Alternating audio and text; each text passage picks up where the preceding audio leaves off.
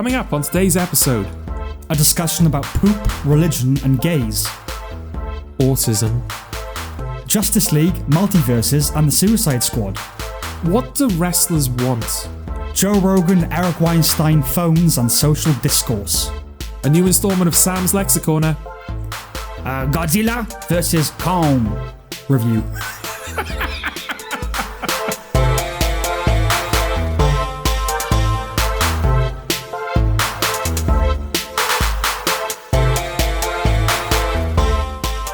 Hello and welcome back to the Funfiltered podcast. I am Sam and I am joined as ever by Jordan. Hello. Hello. Hi. Hi. That's all we got for this episode, I think. You alright? Yeah, I'm alright. Cool. You alright? Sure. Yeah, you just pooped. Thank you. Well, why are you thanking me? I don't know. I guess thank you for revealing that to... Oh, I see. Sarcastic. Well, I say that as if I wouldn't just be like, oh, I just went to take a shit. Would you have said that? Well, I wouldn't have opened with that. Oh. I suppose if it were brought up. Right, well, I did bring it up. No, as in like, so George, what did you just do? Oh, right, I you would just be like, you I don't want to tell the audience I just took a shit. I would just be like, oh, well, you know. Okay. I went to... You pooped. Yeah. How was the poop? It was all right. Yeah? Yeah. Normal? Well, define normal, Sam. Normal. Well, what... Usual. Okay. Typical. Typical poop. For you, I suppose. Okay. What's a typical poop for you? My Define ideal poop. No, not ideal. All right, okay. Typical. Is that the, did I get the quote right? Obviously not poop. Perfect, isn't it? Perfect. My perfect Sunday. Yeah, my perfect stool is, that was hot fuzz in case Yes, it was. Also, I think we've come up with, we got a name for the episode already. Perfect stool. Perfect stool. Great, because we got nothing to talk about, so it's good that we've already got our title. Yeah. I don't know. I don't know about what the normal one is, because you don't notice the normal ones, do you? They're not the ones that stick with you. No. You remember the bad ones. Yeah. That take effort. Mm-hmm. It's like, oh god, this is never going to come out. Like one of those. And you remember the ones where you literally feel lighter. Yeah. I feel empty now. Yeah. I am relieved. Though, well, I don't really, I remember the bad ones. I don't really remember the great ones. Okay. I remember the great ones. Okay. No. You need to remember the great ones. Hedonic treadmill, again, we come back to it. You just get too used to it. Well, we were talking about this before, weren't we? No, we weren't talking about this. No, what we were talking about. I can't remember the context of it, but I definitely said to you a couple of days ago, the thing with sex. As if you'd know. Thank you, once again. the thing about sex, as I understand it, is that it's pretty instantly enjoyable, right? Your first time's awkward and you might not be okay, I don't get everything straight away. But it's fairly instantly okay, this is one of life's good things. One of the good pleasures, the great pleasures of life is sharing sex with another person. Right. Or multiple people if you're into that. Yes. I don't know. Whereas... I prefer having sex rather than sharing sex. Okay. Yes, I suppose. Yeah. Sharing sex is what I do. Do you? Well, when I talk about porn, it's I'm sharing... Well, you're not sharing sex, are you? Well, if anybody goes up and looks up the videos... You're sharing spacacdotes. Okay, all right. My point being... Yeah. It's pretty instantly all right, this is a good thing I want to keep doing. Yes. Whereas pooping, you learn to love pooping. That's that is also one of life's great pleasures, but that's a pleasure that you grow into as opposed to... Well, I don't think it's a pleasure you grow into. I think it's a pleasure that you notice more as you get older. Okay. You take it for granted when you're a kid. Yeah. Because it's always easy. Yeah. And then, yes. Well, not just that, anything that keeps you away from, playing with your toys or whatever. It's I gotta... I suppose, yeah. Because even sleeping when you're a kid, it's I gotta go to sleep now. Yeah, I mean... And then when you get to your 20s, it's oh god, I get to go to sleep, yay. I think I probably enjoyed pooping more when I was younger, I'll be honest. Okay. When I have a really good one now, it feels better than it would have before. Okay. But generally speaking, I enjoyed it more when I was younger, because I used to read when I pooped. Right, I was going to ask, is that because pooping is a very... solitary. Yeah. Soiletry? Sure. Toiletry. It's a very toiletry activity. Yeah. So you'll tend to be left alone unless you listen to music or watch videos or if you did read. Yes. You're kind of left with your own thoughts. Yeah. When you're pooping. And I was going to ask, is that part of what you enjoyed so much about it was This is a valid opportunity for me to just be alone with my thoughts. Well, I mean, yeah, reading, you're not quite alone with your thoughts. You're reading someone else's thoughts. No. But Yeah. yeah, I used to. Now I don't really do anything when I'm pooping. Okay. It is practical. Yeah, But, well, it was always practical. It's solely practical. It's Solely. soilly practical, yeah. One of the very few things in life where it's like, I'm doing this for a reason. Yes. Yeah. It's nice that I'm able to enjoy it as well. It's a benefit if it's pleasant. Yeah. Yeah. It's like how, because we went to a religious school. In name. In name, Yeah. We went to a religious school, so obviously religious education was compulsory. Yeah. And I remember that being how they described sex to us. It's like sex is purely a practical thing. Okay. You do it when you're having children. Right. To like, to make the... Not like during the pregnancy. It's like, okay, now I can... No, Yeah. you do it to make the children and that's that. I don't remember them talking about it at all. It would have been during sex education, wouldn't it? Because we had the science classes where we were taught this is like how it functionally works. And then you had RE classes where they were like, but you should never do it unless you're going to have children. I honestly don't remember that. Okay. I remember like one or two, you're watching a video about sperms and gametes and all that. Yeah. But I don't remember any of the moral architecture around it. I remember two things, clearly. I remember in the science class, I remember somebody asking, like, if you're naked in a swimming pool with a girl and you spunk, yeah. can she get pregnant from that? Okay. Like, you're nowhere near her, but like, will the sperm swim through the water? That's the premise of a Chuck Palahniuk short story. Oh, is it? Yeah. I think it's a son and his mother, though. Oh, right. Yeah. Okay.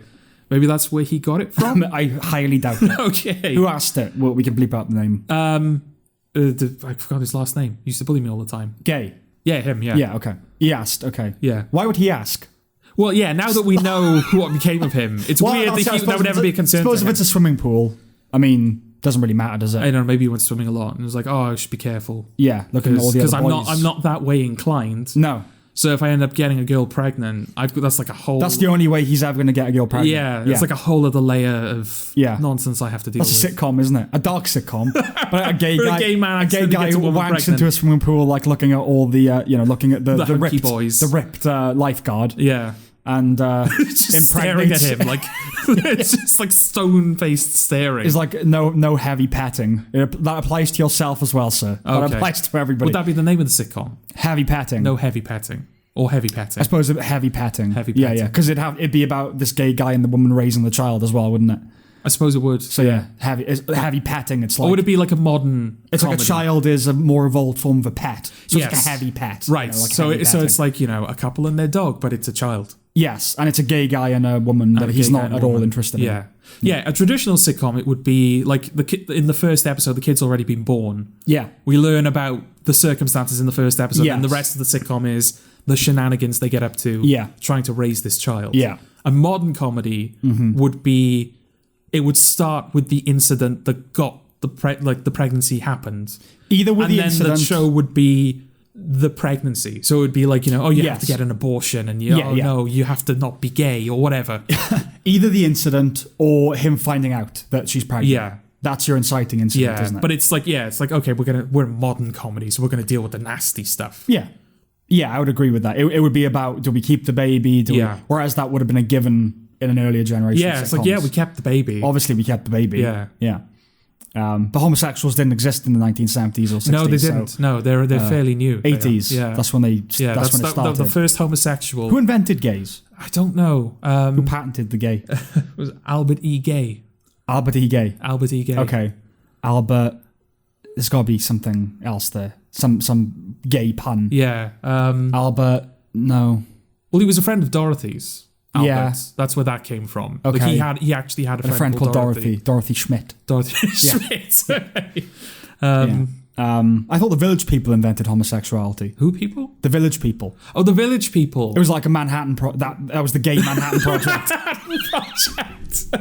It was a collaboration. It was between the cowboy, the Indian. The question is, was that one of those instances where America was like testing on their own population, or was that a foreign attack from like the Russians or something? They released the Village People into the world. They released the Village People, and they spread their gayness. So the Village People were sleeper agents. Yeah, living in secret on the fringes of society. I mean, yeah. What's more likely to have happened in the 80s? Like, would have America have fucked up their own people on purpose, or would it be a foreign agent? Well, AIDS was the 80s, so maybe AIDS that's was... what they called it. But yes, but maybe it was a Soviet... actually just the gay. It's a Soviet invention done in a lab, AIDS, in Moscow. Right, okay. What would AIDS stand for? Anti-imperialism death syndrome. Okay. Yes, okay. So the village people were Russian sleeper agents. Yes. That created the American gay. Yes. Okay. But then, oh no, the Americans are spreading, and now we've got European gays, we've got like Asian gays. Oh no, now we have Russian gays. They must be Russian gays, right? Yeah, well, not open, closeted, I'm sure. Yeah.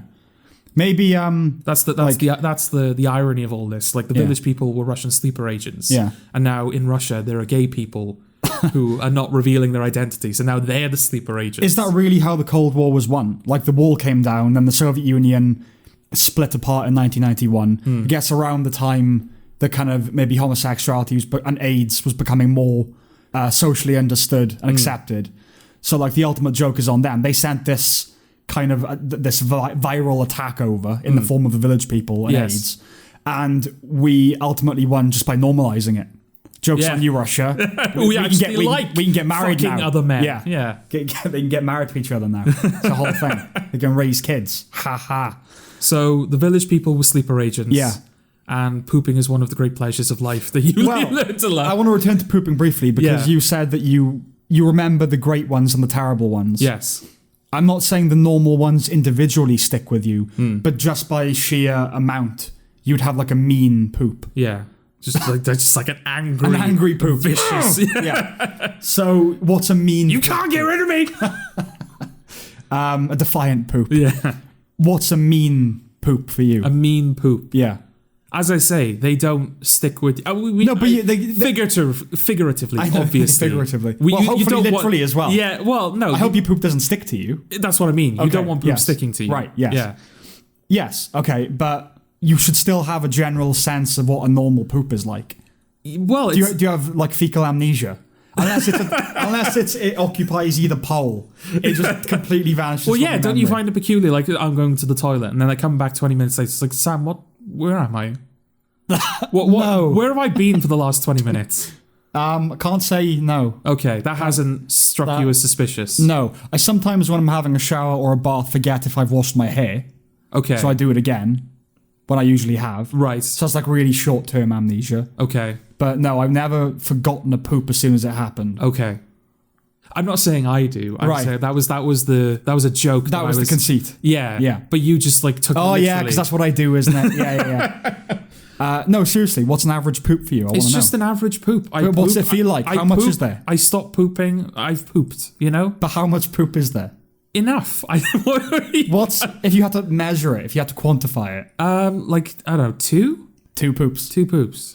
So 2 like ejaculations of poop. Yeah, it ends up in 2. Right, 2 bricks of poop. Yeah. But there's obviously supplementary poop. There's always supplementary poop. Well, of course, but you know, if you start counting that, then I really have to. I'd have to I actually have to spend time. Okay, now 2 considering. Logs. Because I rarely get 2 proper logs. Do you? Like proper logs. Okay, that's a lot, isn't it? 2 proper logs. Well, it depends how long your logs are. Well, how long are your logs? Oh, that I don't know because you must look at it when you do it. Yeah, but it breaks up in the toilet and it goes down the whole bit. Okay. And obviously you will wipe yourself, so it's covered in tissue. So it's I don't want to move. No, but you have a look first. Not immediately after. No, of course you do. I do it, then I wipe. I don't Everyone looks at their poop. I don't poop, then get up and be like, yep, that's acceptable. Just move your leg and have a look. Oh, no, that's... Why? People look at their poop. It's just what they do. It's like when people fart, they have to smell it. I need to smell my fart. Okay.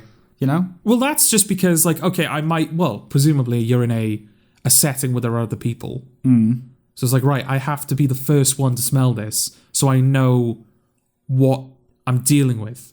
What excuses I'm going to have to make. What I'm launching onto people. Yeah, what excuses I have to make in the next 20 seconds when this reaches them. Yes. Yeah.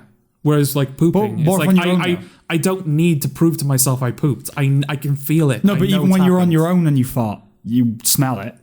That's probably reflexive. That's because you have to prepare yourself. You're training yourself. Well, because like I said, when you poop around other Yeah. people, it's like, right, I have to know what's gonna what assault I'm launching on them. When you do it when you're on your own, it's just a reflex. But you check your poop just to see if it conforms to your expectation of what poop looks like. For instance, if it's black or red, I think my something's poop wrong. has conformed more than enough for me to just assume. You can't just assume. Can I not? What if one day it's black? Well, I've assumed so far, Yes. and it's not let me down yet. Yeah, you're in your 20s now, though. Okay. Oh, is that when it starts turning black? Someone starts turning black, but it's when you should start taking notice of your Right, okay. excreta, various excreta. Very excretions. Yes. Excretions. Okay. So you're not willing to... So 2 I didn't logs. say I wasn't willing. I was saying Right. that I didn't do it. Okay, 2 logs. Yeah. What's the texture? It's good. Is it soft? holds. It holds It together. holds together. It Okay. holds together, but it's solid enough that I can feel it coming out. You know. Okay. It's like, okay, we're keeping it together here. How long is an average poop? Well, longer than the pooping. Of course, yeah. Yeah. Obviously. But like, I think a lot of people do that now because, like you said, you can take you used to take a book, but people Yeah. take their phones, or they'll just like listen to music or something. So the actual pooping Yes. only takes up like a fraction of the entire toilet break. Yes, but like wiping is part of pooping as well, isn't it? Yes. And just generally like doing the last minute wipes. Yeah, and just generally like, right, I've got to get myself back together now. Yes. I'm going to be going back out to the world where there are people. I need to... Yeah. Look like I haven't just pooped. Yeah, like, you know. Yeah. I'm going to psych myself up to be presentable again. Yeah, do you ever do Right. that? If you're like exiting the toilet and there's going to be people in the room, you have to adopt a pose of like, I'm just walking out of a room. Yeah. Like, there's nothing... Yeah, I wasn't doing anything There's nothing there. particularly special about the room I just walked out of. I'm just Yeah. walking out of a room like I'm a normal human being. Well, it's you don't usually have to put up that front. It's not like... I'm not saying putting up it's not like you walk out of the toilet and people look at you with this like air of accusation. I'm not saying that it's a massive undertaking. Like, okay, get in character. Yeah. But there is like right, what would a normal person look like as they exited a toilet? And you sort of adopt that. And it's that moment where you realize, right, the fact that I've just asked myself that is proof that I am not a normal person. No, I think so. it's I guess proof- it doesn't matter how I think it's come out proof the that you toilet. are a normal person. Is it? Only normal people question whether they're normal constantly. Okay. People who don't question are abnormal. Right. Is this an admission that you never question if you're normal? Oh no, I certainly do it. Oh, you do? Okay. But I thought that was one of the symptoms of my Of abnormality? of my abnormality. I would say more often than not, no. It's a Okay. symptom that you're a human being. Right. Everyone thinks they're weird. Okay. Have you ever heard someone describe themselves as, I'm just normal? Just an ordinary person? And they're usually very boring because they are. But who actually describes themselves that? I'm sure there are people that do that. Yeah. But who have you known that has described Well, themselves there's that chap that you know that I hate Yeah. because of his normality. But I don't think he would describe himself as normal. I think he does. He goes around saying, I'm so normal. I'm Yes. fiercely typical. Okay. No, that he just is that, and you dislike that about him. Yeah. But the fact that he stands out to you shows he can't be that normal. No, it's not. He stands out because he is so representative of normality. It's like you are such a normal nothing. There's nothing about you. But you can't compare. Well, that would make him abnormal. Like the fact you can't compare him to anybody. No, you could compare him to anyone. But he is so indistinct, it's noticeable. Yeah. That makes him abnormal. Okay. He is so without colour and personality or charisma Yes. that he stands out. Yes. That's something, isn't it? Not really. He's just the example I was most exposed to. But would you agree that there's not many people you could compare him to? Like, God, they're just normal. Only because the people that I could compare him to are also so normal that I don't even remember them. Why would you remember him then? Because I clearly remember him. Because I remember looking at him and thinking, God, you are so normal. Thing is, it's irritating. But that's the thing. He's not so normal. He's very bland. Yeah. Is the thing. That's not normal. Bland Okay. is not the norm. Right.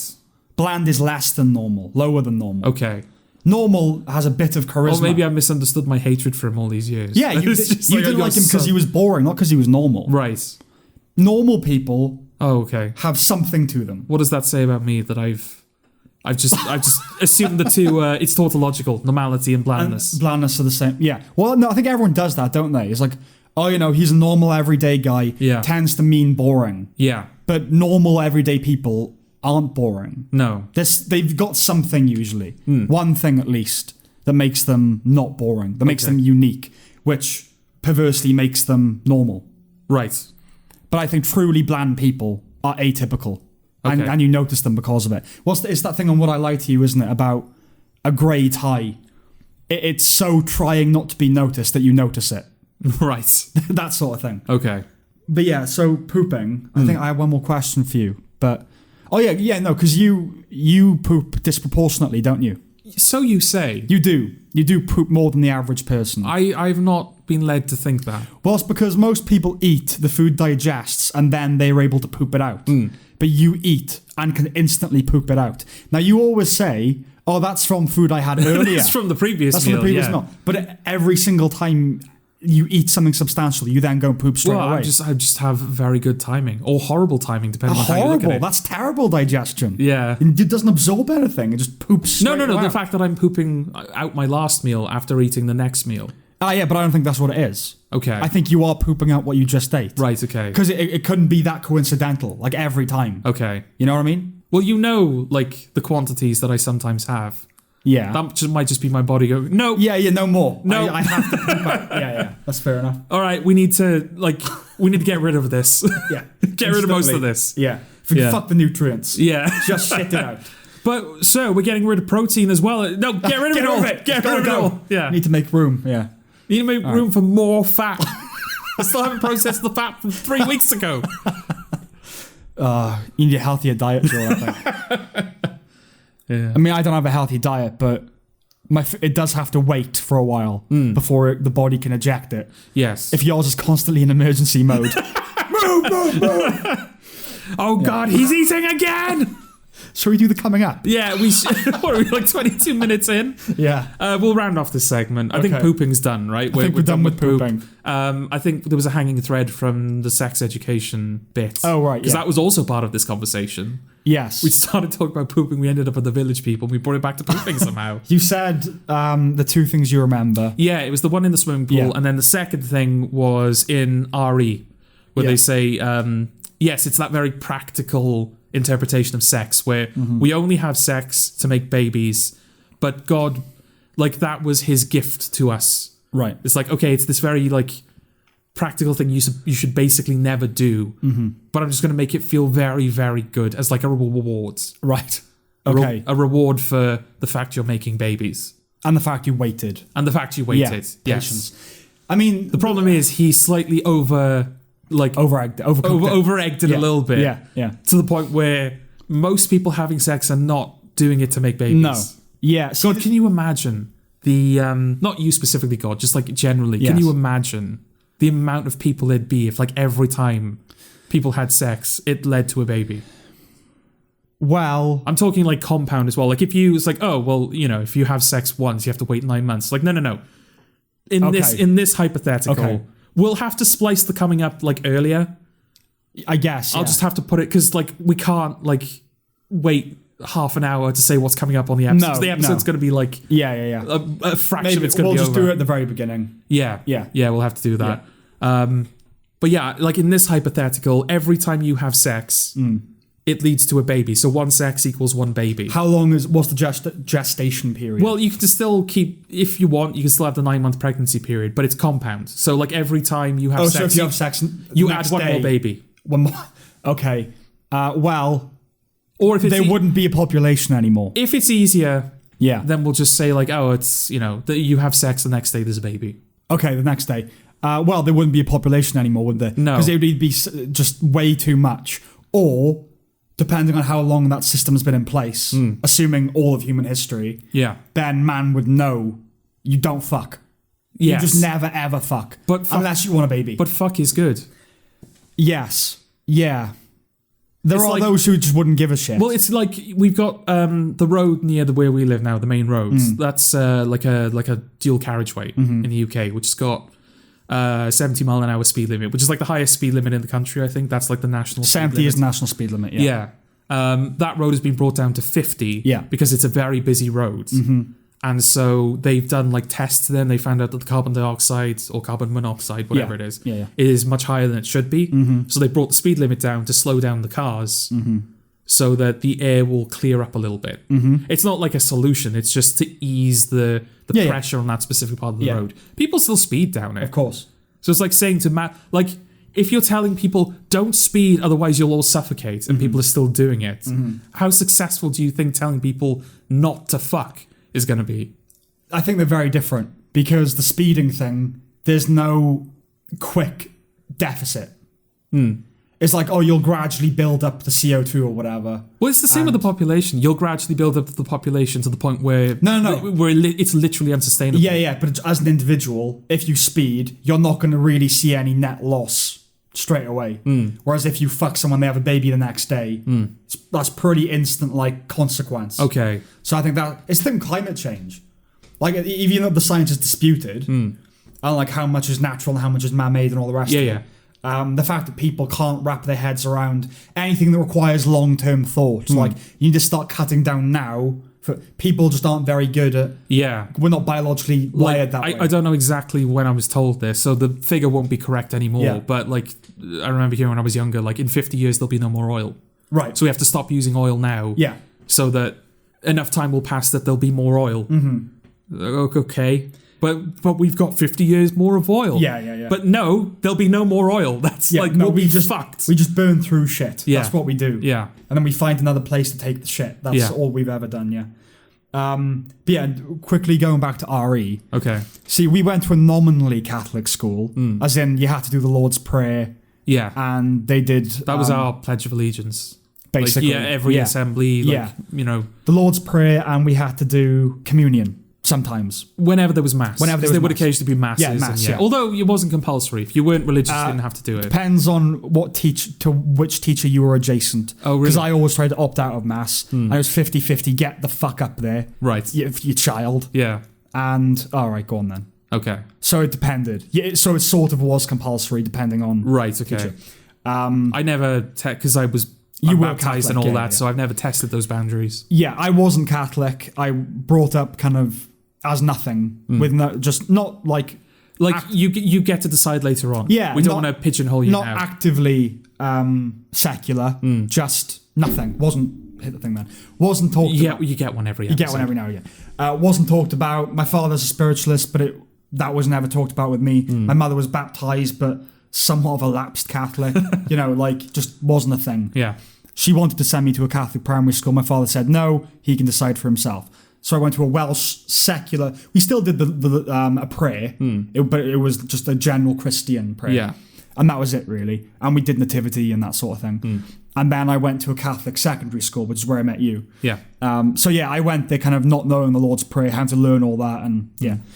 But the only times I sort of remember that being not an issue, but kind of brought to the fore was I took religious studies for A-level because I loved arguing with the teacher. That's the thing. It seemed that religious studies at A-level... Yeah. It wasn't really about religion anymore. It was just kind of debates, right? It was sort of like moral debates as opposed to... Yeah. It wasn't, let's learn about religion. It was, let's discuss the merits of abortion. Well, academically, so we had two RE teachers, and one... Obviously, both were academic, and you were kind of studying, on the one hand, just different philosophies, utilitarianism, Locke, Kant, that sort of stuff, Hindu traditions, and then on the other, you were studying like religion in culture. Okay. So The Simpsons, how it's depicted in The Simpsons. Right, okay. But yeah, there was one teacher who liked it, would allow lessons to become debates. Okay. So if you were studying the ethics of meat or geneticism and that sort of thing, she would allow people to argue. And that was obviously the better half. Yes. And that's what I enjoyed. Because by that point, I was a Richard Dawkins, Christopher Hitchens atheist. Yeah. So, and she was like up for it. Like, I remember asking her once, why do you believe in God? You know, and she said, oh, like you look at the rivers and the waterfalls. And I was like, what about cancer in children? That's like the Stephen Fry thing. She just went, well, yeah, I don't know. I was like, I got ya. But, that was fun. So but again, like she was a good sport about it. There was a kid in that class who always used to ask every lesson, is it wrong to masturbate in Catholicism? Every lesson? Every lesson. Did he ask me. Right. And then I would say, obviously, because it was hilarious, ask the teacher. Yeah. And then he would ask the teacher, and they would just blush and go, oh, I don't know. Like, don't talk about that. Okay. And I remember when we were like 12 or 13, someone asked a physics teacher, how can you believe in God and the Big Bang? Okay. And I remember him saying, well, I believe God started the Big Bang. And even then thinking, that's silly. Do you know what I mean? Because even he was in his 50s and he'd been teaching he taught my mother. And I just expected a slightly more sophisticated answer than, well, I think God did the Big Bang. Yeah, you'd think that like they probably get asked these questions a lot, at the very least once a year, like every year. Just like appetite students. Yeah, you're going to get at least one person out of a group of 30. There's going to be that one kid who's going to be like, God, you teach science, but you like God, so explain. You know, exactly. Like that. Not that I'm saying that's how you came off. No. Just I didn't ask that question. Right. That wasn't me. That was someone else. Okay. Like I said, I wasn't like a troublemaker in that. I just didn't want to do maths, but they made me. Yeah. And I liked arguing with my RE teacher. That was the only thing I wanted, Yeah. But no, that was another kid. But I just remember thinking then that's a bit. I'm not saying. I'm sure his beliefs are slightly more sophisticated, and maybe his reasoning was they're 12. They're not going to Yeah. I can't talk about like the symbolic relationship with religion and that. And also, so I have a lesson plan to stick to. I also have a lesson plan to stick to. So I'm just going to say, oh, God did the Big Bang. All right. Yeah. That's it. But yeah, so I think every thread now tied, yes? I think so. Okay. So, pooping good. Pooping good. Village people actually Russians. Yeah, AIDS Russian. AIDS are also Russian, but village people is America. Use that to get revenge on the AIDS that Russian created. Yeah, like how we're going to accept them. Yeah. Yeah. And RE. Mixed bag. Don't force people who don't want to do maths to do it. Sure. Okay. All right. Okay. We're recording this on the 2nd of April. 3rd. The 3rd of April. Yep. Oh, it's now the 3rd of April. No, it's... Oh, it's okay. It's been the 3rd of April for 22 hours. Oh, right, okay. Oh, well, there's no point doing the next bit then. Why? Because Autism Awareness Day is... Oh, yeah, it was yesterday. There was a yesterday. Yeah. Oh, forget it then. Well, I mean, you've just brought up autism, so go on. No, all I was going to say is it's Autism Awareness Day, which it's not. But then again, it wouldn't be by the time this episode comes out. No, exactly. So it would have been Autism Awareness Day. It is the 2nd, George. It's the 2nd. I just saw there. Oh, okay. I was wrong. I missed Okay, all right. It's Autism Awareness Day. Yeah. So I feel like, we should raise awareness. Yeah, we should probably do our bit. Okay. So, Sam. Oh, God. Sam. Yeah. Were you aware? Yeah. There are people with autism. No. What's autism? Oh. That's the limit of my knowledge. Yeah, I felt like... what's the sketch with the Jehovah's Witness where he's like, would you want to hear about the word of God? And the person's like, come in. Yeah, and he's like, oh. It's never got this far. It's never got this far before. Yeah. I don't know. Whatever the punchline to that So I see what you were doing, but you were just trying to you were parodying it by asking me the question. Did you know? Right. Did you know there are people with autism? I thought you were setting up a Sesame Street, the more you know sort of thing. Oh, right. That probably would have been a good thing to prepare. Okay. Wouldn't it? Okay. Well, what do you know about autism, George? What do I know about autism? Well, I know that there's a spectrum. Yeah. And autism is merely a point on that spectrum. Well, no, I mean, it's the autism spectrum. No, but at one end you've got autism, the other end you've got Asperger's, right? I don't think so. No? I think the autism spectrum is just everybody who's not to 1 to 10. Most severe. Right, okay. I thought they were not the same thing, but bedfellows. What? Asperger's and autism. Yeah, they are. Asperger's is a form of autism. Oh, right, okay. Yeah. Okay. But I don't think you start there. Well, clearly, Autism Awareness Day is exactly meant for people like me, because I didn't know. Look, I could be wrong. This is going to be the most ignorant segment we've ever done. But I think it's like the sexuality spectrum. Everyone's on it somewhere. Yeah. Everyone's on the autistic spectrum. Yes. Just we're not very high as on you it. frequently claim. See, this is the thing. You accuse me of this. How many people are autistic now, Sam? Well, this is the thing. The only thing I know about autism is that I accuse people of it sometimes. Yeah. And a lot. No, it's not a lot because I asked meet you a to new name person, examples. and they do something vaguely There are two weird. or three people we met that I have said I think they have autism. That we're obviously not going to name. Okay. So yeah, you sure? I'm sure. Yeah, we're not going to name and shame. Okay. Yeah. Autism. It's a spectrum. Autism. It's a spectrum. Rain Man had it. Okay. And that gave him the power to be good at cards. Yeah. How long has that trend existed?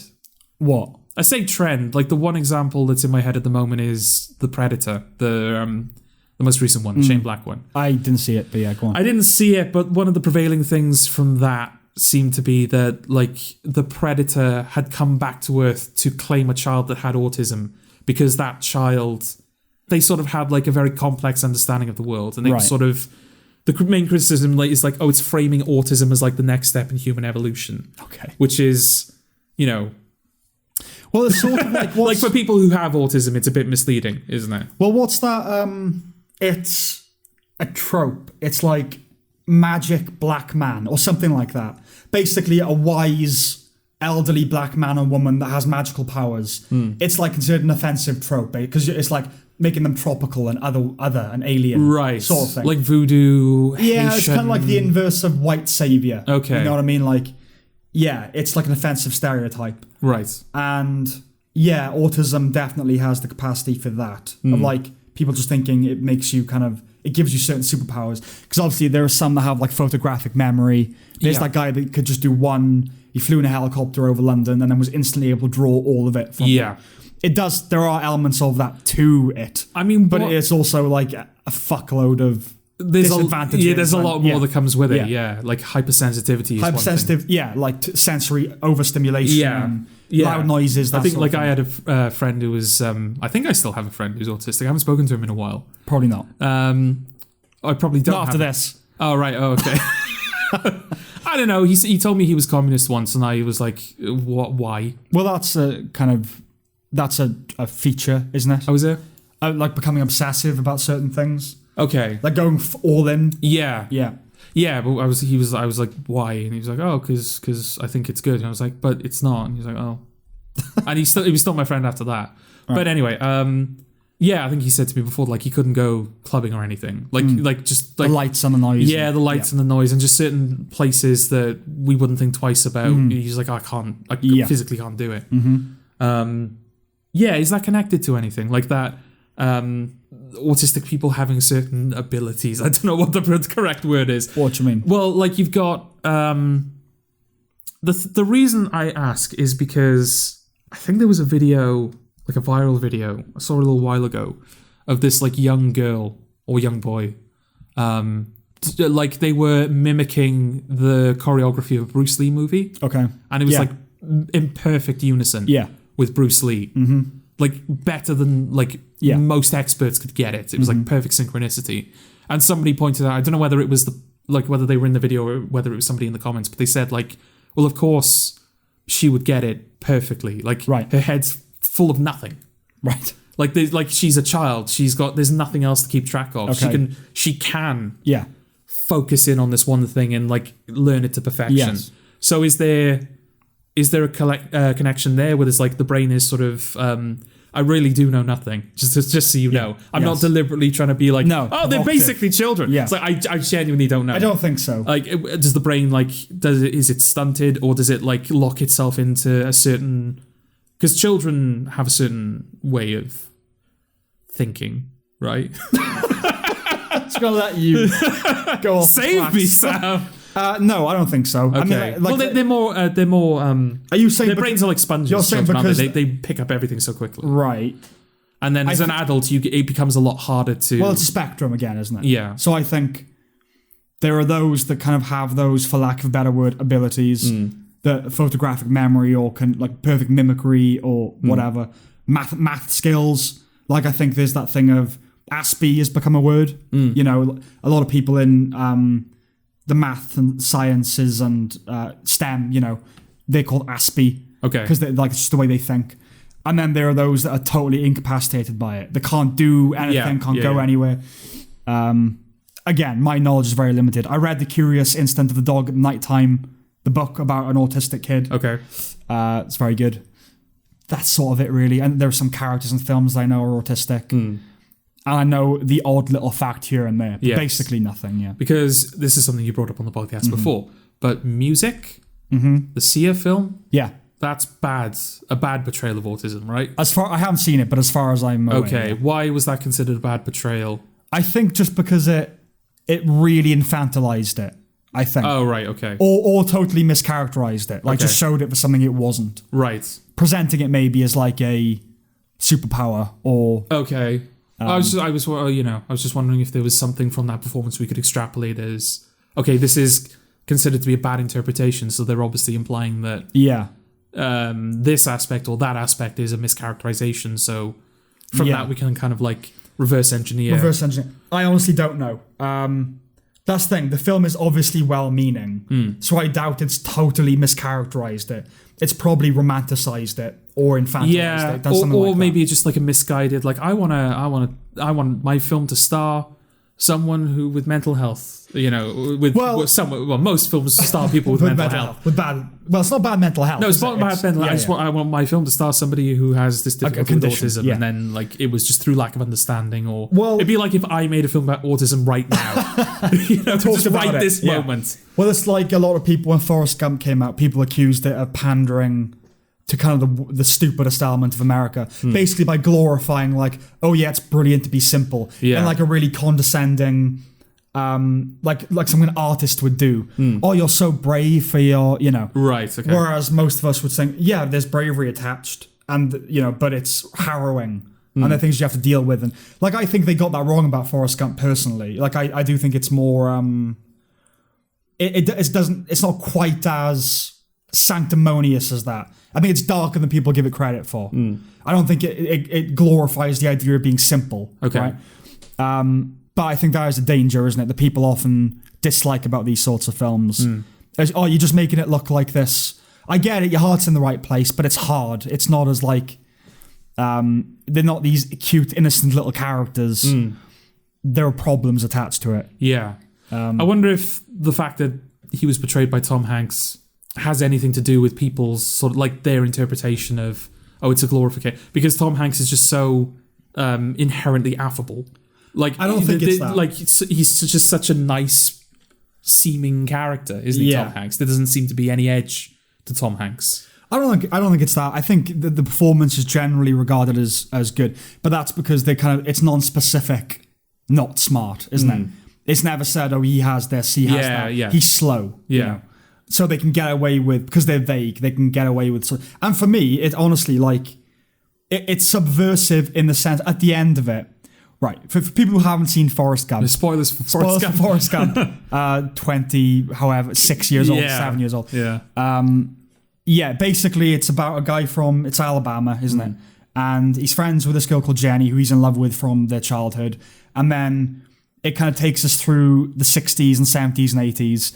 He has like a really great life, mostly. A lot of it by accident or by happenstance. And she goes through all the terrible stuff, the counterculture of that period, and ends up heroin and AIDS, and I think that's what she dies of ultimately, isn't it? Is AIDS. So I think a lot of people thought that, the fact that he has such a brilliant life, are you saying that it's better to be simple? Is that the idea? Yeah. But there's that scene at the end where he finds out he has a son, and he kind of just goes, is he smart? It's like, he's been self-aware all this time, but he's not kind of, as smart as other people. And that makes it, for me, it's like not, it shows that there was something going on beneath all that. But and he's sort of like, not that he does, it's not like, he understands that being dumb is not like a likable quality. It's like he wants that. Well, he knows what, like, does my son have what I never Well, it's not ideal. Yeah, it's not ideal, is it? He wants his son to not face the challenges that he faced. Yeah. It's not to be, you want your children to be better off than you do, Or he's actually cruel and he knows he's had a brilliant life and he wants his son to suffer. And it's because as far as he understands it, smart people have a shit life. Yeah. Though, even if you took it at that like very base level reading, there's a bit of truth to that, of ignorance being bliss. Oh, yeah. I'm not saying life is easy if you're an idiot, but you notice it less. You notice how hard life is less. Yeah. It does darken the heart of the film a little bit if it is that meant to be that. The ignorance is bliss. Yeah. Okay. Yeah. Well, so just in case you didn't know, there are autistic people. There are autisms out there. That was your yearly reminder. Okay. That there are autistic people. Okay. I'm sure there's more to it than that. They call it autism awareness. I'm sure it's not, Well, I think autism awareness is not just knowing that it exists. Yeah. It's knowing about it. Yes. Knowing stuff about it, which I clearly don't. Yeah. So maybe there is some merit to it. Yeah. Okay. Was that it for autism? Sure, yeah. Okay. Oh, God. Right, shall we do... Shall we alienate our audience further and talk about Justice League again? A bit, yeah, I suppose we could do. Okay. This I don't know how long this segment will Yeah. be. Not long. It's because we're not reviewing Justice League again. No. We recorded, as you will know from listening to our previous episode, we watched Justice League and recorded the podcast immediately afterwards. I think we took like a 20-minute break to like unretard ourselves. Yes. But we were just like... Right off the back of we don't know much about autism, let's be delicate, and then instantly we unretard ourselves. Well, you know, we said that like the gay people were a disease spread by Russia. We say that autism is so, you know, this is not... Yeah, but I didn't detect the veil of irony over unretard ourselves. Okay. Was it there? Sure. Okay. Well, retard, it does mean something. Yeah, so, it has... Yeah, exactly. Yeah. Words mean something. Well, yeah. They do. They do, yeah, they do. No, I'm not saying that to you. I'm saying that to the audience, yeah. Yeah. They do. They have do. meanings. Yeah. But they only matter so far as well. Yes. They also have context. So even though a word has a set meaning, the strength of that meaning and the implications of that meaning can differ depending on the context when we give you use. our official Funfiltered kind of opinion on this. Okay. So words, context matters. Context matters. Words have meaning. Yes. In not every context should words be taken incredibly seriously. Yes. But they do have meaning. Yes. But they can't hurt you. No. Right. That's the official position. It's the context that hurts you. No words can ever hurt you. No, not words. Unless no words in isolation. It's anything. the context of those words. No, I'm saying like I'm basically trying to argue against the words of violence shtick. Right, okay. No, they might be insulting. Yeah. But they're not violent. Okay. They can't actually hurt you. Yeah. Okay. All right. So that's the official position. That's the official position of Funfiltered. So Justice League. Yes. So yeah, we watched the 4-hour Zack Snyder version. We took that break. Yeah. To unretard ourselves. And then we recorded the podcast straight away. Yeah. At that point, the film had been out for like a day or two. 3, I think. Okay, 3 days. The film had been out for 3 days. And it wasn't until we were watching the film that we sort of got a glimpse of the general response to it. Yeah. Again, as we pointed out in the last episode, as we were watching it, I checked the Rotten Tomatoes, like reviews and everything. There were 25,000 audience reviews. Yep. In like 2 days, 2 or 3 days, which is insane. Yeah. And so many of them were positive. But we noticed that all of the positive reviews had spelling mistakes. Yeah. So yeah, we were surprised then. We were like, oh, well, you know, we didn't like it, and it's probably more divided. Like, there's probably more balance than we think. Yes. No. We're in the minority. Everybody loves it, and we don't know why. We honestly don't know why. We don't know why. It's the biggest gulf, personally, I think. It's like the second... Is it IMDb or Metacritic? It's like IMDb. The second highest it wouldn't rated... Be Metacritic. Yeah, IMDb. Second highest rated superhero film of all time. Only surpassed by The Dark Knight. Yeah. Not Logan. No. Not Spider-Man 2 or Enter the Spider-Verse. Or Endgame. It's not called Into the Spider-Verse. Into the Spider-Verse. It's not Infinity War. It's not Endgame. It's not The Winter Soldier. Iron Man. It's not. It's Justice League. It's Zack Snyder's Justice League. Yeah. Explain, people, I think please. A lot of that is gratitude, isn't it? A lot of it is review fluffing. People are like, oh, let's make it the second high, you know. Yeah, it might, a lot of it might just be, well, it met my expectations, therefore... I don't think it would have mattered how good it was. That's the thing. Just the sheer fact this exists the fact is a victory. They got it to happen. Yeah. Oh my God, we're awesome. Yeah. We're going to give it a good, don't we can't be like, oh, well, we wanted the Zack Snyder cut now that it's shit. It's like, we can't say that it's shit because then we would be wrong. Right. We would have been wrong for asking for it. Exactly, yeah. Well, it's like Trump being a Nazi, isn't it? Yeah. So I can't say he's right after calling him a Nazi, so he must remain a Nazi. Right, because you lose face otherwise. Yeah, exactly. It's like, it's be careful what you wish for sort of thing. Oh, God, we willed this into existence. People that I really respect, whose opinions I respect, like the film. Yeah. We are on an island. We are on an island. Do you know, we're going to till the edges of this island even further. Right. By saying that not only do we not like the Zack Snyder version, we think the Whedon version's better. Yeah. So if we were on an island before, now we're just like on a barrel that's floating away from that island into just more ocean. Yeah. It's better. Yeah, because you've never seen the Whedon version. No. And the sheer affection that was being poured on Zack Snyder's version and the hatred Yeah, by comparison. It's a simultaneous exercise. People weren't just saying, oh, Zack Snyder's version is great. They were simultaneously going, Joss Whedon's version was shit. Yeah, but much better than that piece of fucking shit. Piece of fucking garbage. It's like, well, okay, I have to see it now. I have to see it. Because everything that I was seeing that was being pointed to as an example of how it was worse made it look better to me. How specifically? Because what I will say is that of the people, I've seen like loads of videos on this now, and a lot of people, when they say that the Whedon version is better, what they do is they put two scenes side by side, and they say... The Snyder version. Yeah. What did I say? Whedon version. Well, they put the Whedon and the Snyder side. Yeah, but you said the Whedon version's better. You're saying they're making the point the Snyder version is better. Oh, I see. Okay, my mistake. They put the two side by side, and they're saying like, in Whedon's version, this thing happens, and there's no real reason. Yeah. In Snyder's version, there's this 30-minute scene explaining why it happened, therefore it's better. Yeah. So, I mean, my response is, okay, I guess you've justified it, but it's like... Well, you haven't really. You know, it's an extra 30 minutes of my life. And also, by fixing that, you haven't really... Like, the main thing is Steppenwolf, which I pointed out in the last review. Okay, Steppenwolf has more motivation than he did in the Whedon version, but what you've done is you've moved his... generic, oh, he's just a villain. You've moved that over to Darkseid.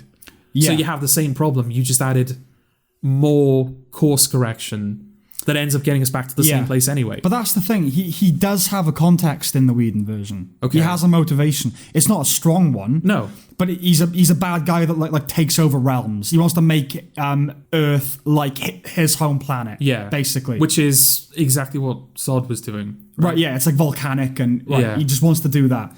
And he obviously hates the Amazons, and when he first encounters her in the Whedon version, like Amazon, it's like a racial thing to him. And he does have some character. Like he's my blood is still slick. My blade is still slick with the blood of your sisters. Like colourful lines, which he just doesn't have at all in the Snyder version. Okay. And he is the bad guy. He doesn't defer to anybody, which, as you say, adds absolutely nothing. No. Because it just means, like, okay, you've killed the only guy who had character.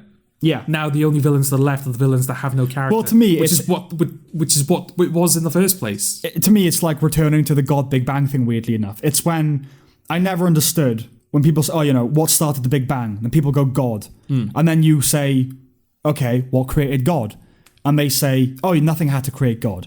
I don't know why you've had to go one step back further at all then. Why can't you just say, if we're starting somewhere. If a miracle started everything, why are you changing what started that miracle? If something's ex nihilo, you stop as far back as you can go. Yeah. We go as far back as the Big Bang, basically. And it's the same with this. Like, you're just adding a God to what was already the Big Bang. Yes. Didn't need it. Yeah. Like, we were good. Yeah, okay, so... Usually it's, oh look, this is allowed to play out and breathe. It's like, well, the bank heist, I didn't really need to see them walking in for 20 minutes. Didn't need to see him like threaten to shoot a child in the face. We kind of knew that those children were in peril. Yeah, and that seems to be the biggest kind of praiseworthy thing for Snyder is, the biggest compliment is, he really lets things play out. Yeah. Drag out, really. Yeah. Yeah, the Whedon version. A better description of it. Generally, it cuts all the chaff. It gets straight to it. There are slight tonal inconsistencies, not nearly as many as I was led to believe there were. Okay. The branch thing that's often brought up is annoying. Yeah. But that, I would say, is the only time it really goes too far. Okay. I'm just like, okay, we're done now. We get who the Flash is. And there are moments like, oh, you don't like me. Bam's like, I don't, not. But they're not like, they don't distract you from what's going on. Yeah. They're quick asides that you get in the middle of scenes. Yeah. Because he's desperately trying to add character to a film that had none. Or colour. Just colour. Life. Personality. Which I was surprised by, because you've got that opening in, like we said, in the beginning of the Zack Snyder version, there's 9 minutes of Superman just going, as like he gets stabbed by Doomsday or whatever it was. Whereas in the in Joss Whedon version, see how confusing this is? See how horrible it is that there are two Justice Leagues. I know. Yeah, you've got that like iPhone footage of Superman. Yes, which is I know they're trying to add character to Superman, and I admire that intent, but it is weird. It's a weird way to start the film. Yeah. And then... Well, it's okay. It's weird given right, Whedon obviously had a really difficult job to do, didn't he?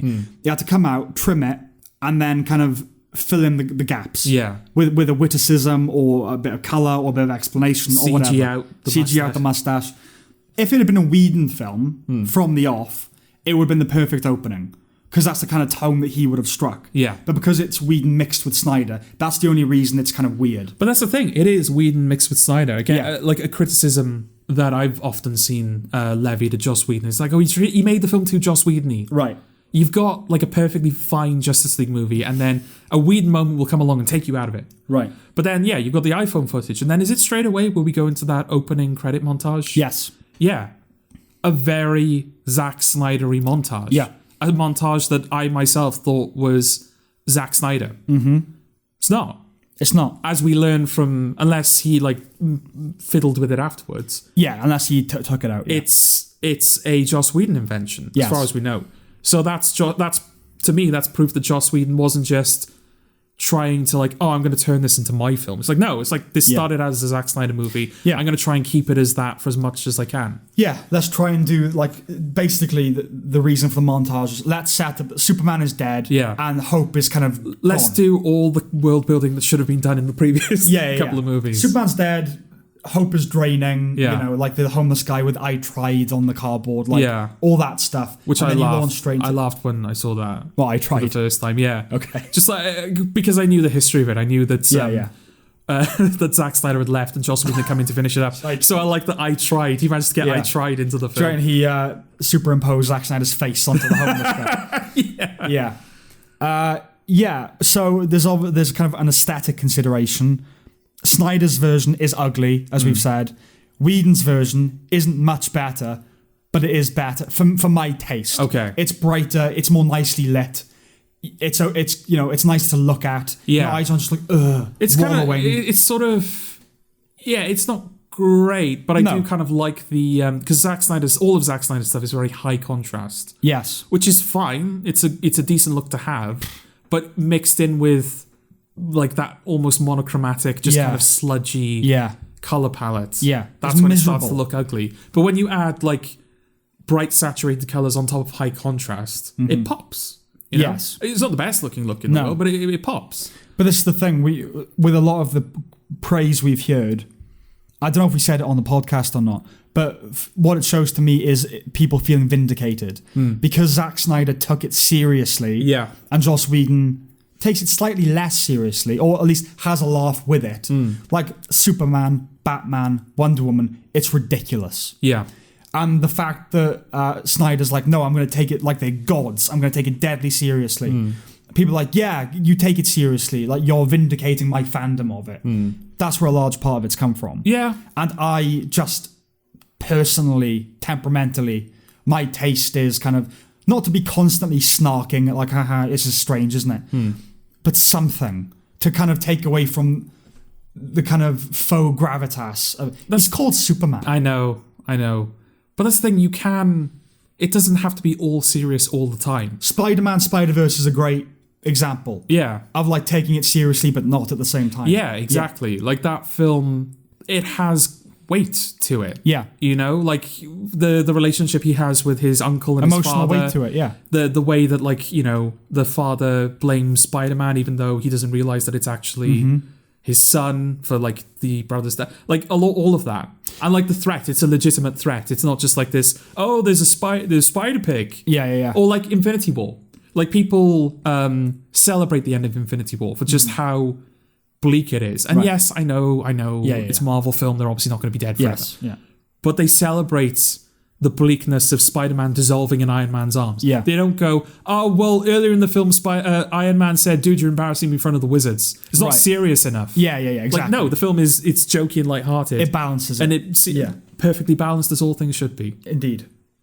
What's that? That's a line from Infinity War. Oh, is it? Thanos says it. Okay. Oh, right. Yeah, exactly. Yeah. Perfectly balanced, all things should be. Yeah. Yeah, right. And it's not that taking a superhero seriously is in and of itself a bad thing. No. We refer you to the Dark Knight trilogy. Yes. That takes itself pretty seriously. The thing is, that's Batman, and you can afford to take it quite seriously. I'm sure there is a version of Superman that you take deadly seriously that would be good. Yes. But you'd have to be pretty damn good to pull that off. Yeah. And I mean, again, it's called the Justice League. It's Wonder Woman. You know, what I mean? It's colourful. It's supposed to be for kids. It's bright. It's poppy.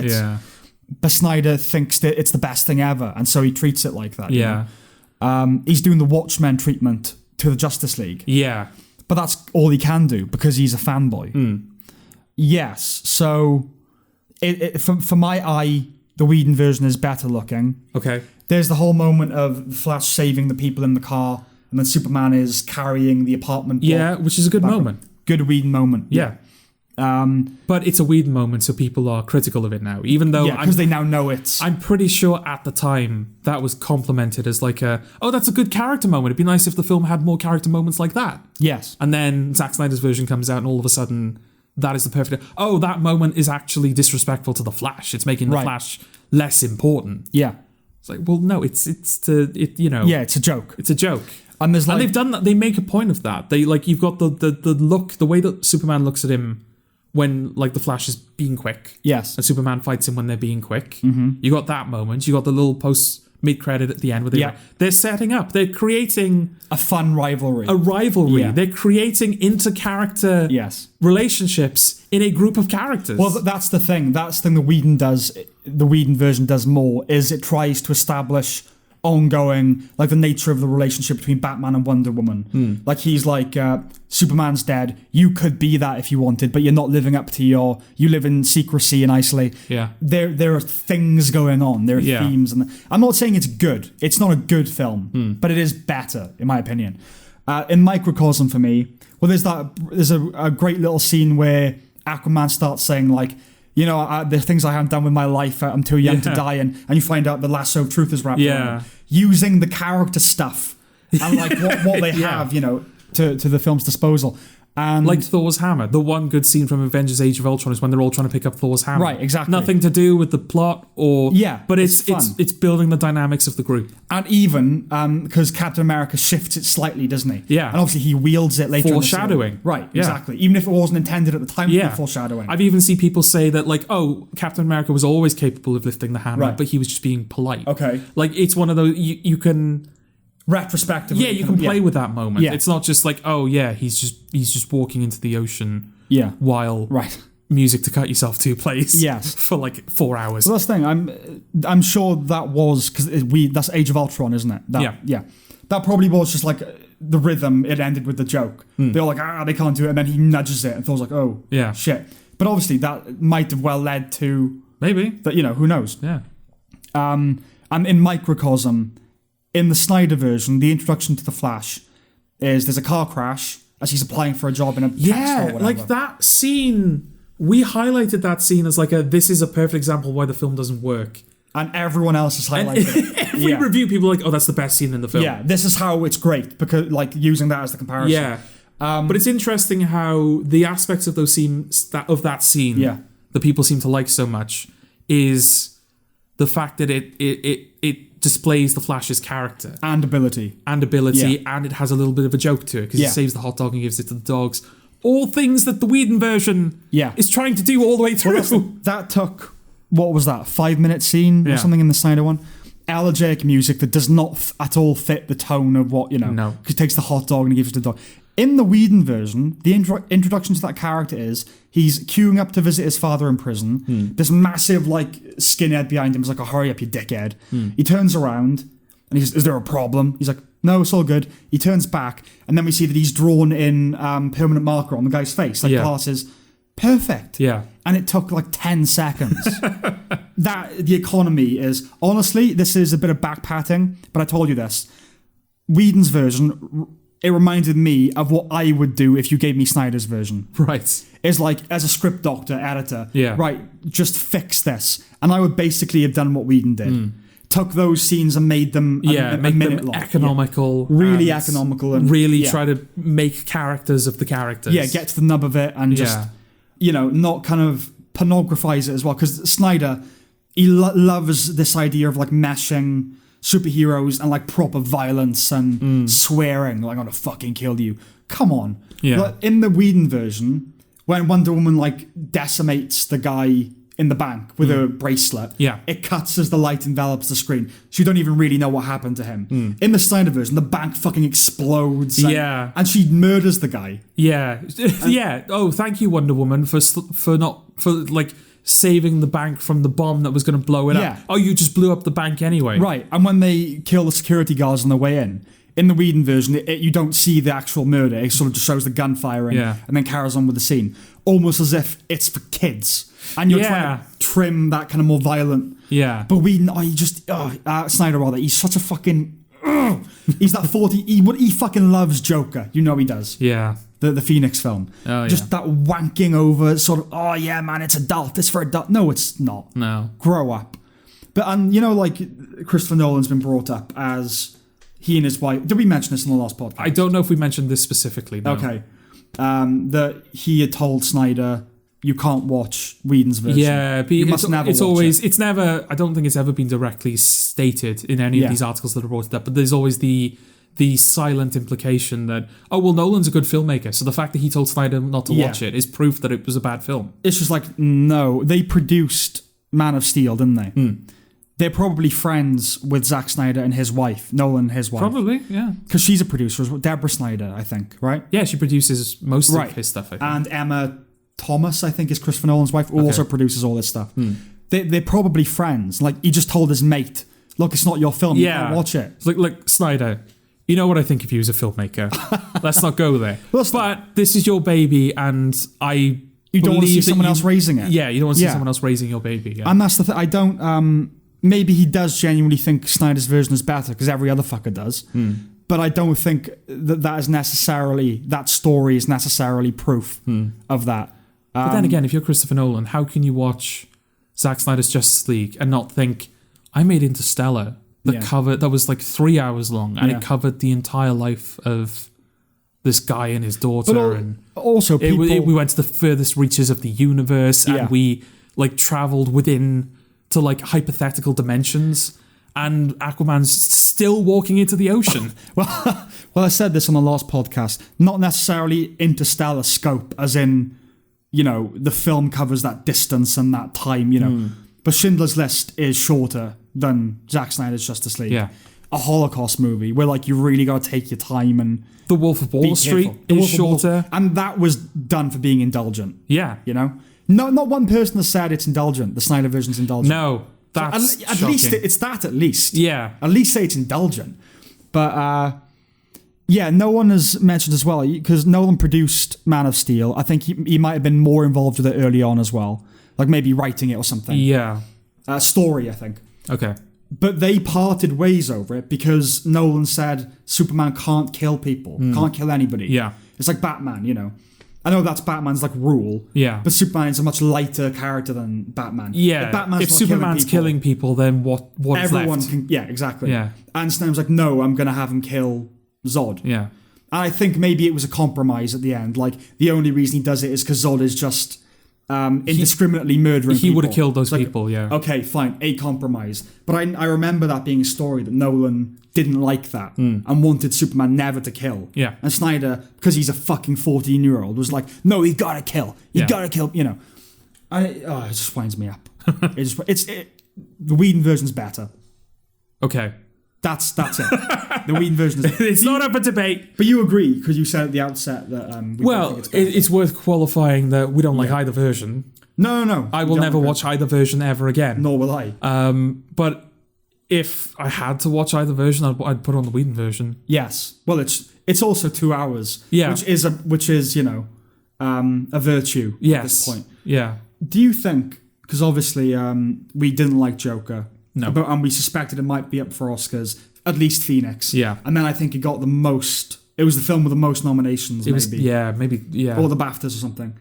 And it won. And obviously Todd Phillips ended up being nominated. Is this going to end with you saying, do you think it's going to be nominated for awards? Is Zack Snyder going to be nominated for Best Director at the Academy Awards? There is no way he could be nominated, right? That's the thing. I don't know anymore. I mean, that's the thing. I thought, given the year that we had, I thought we were...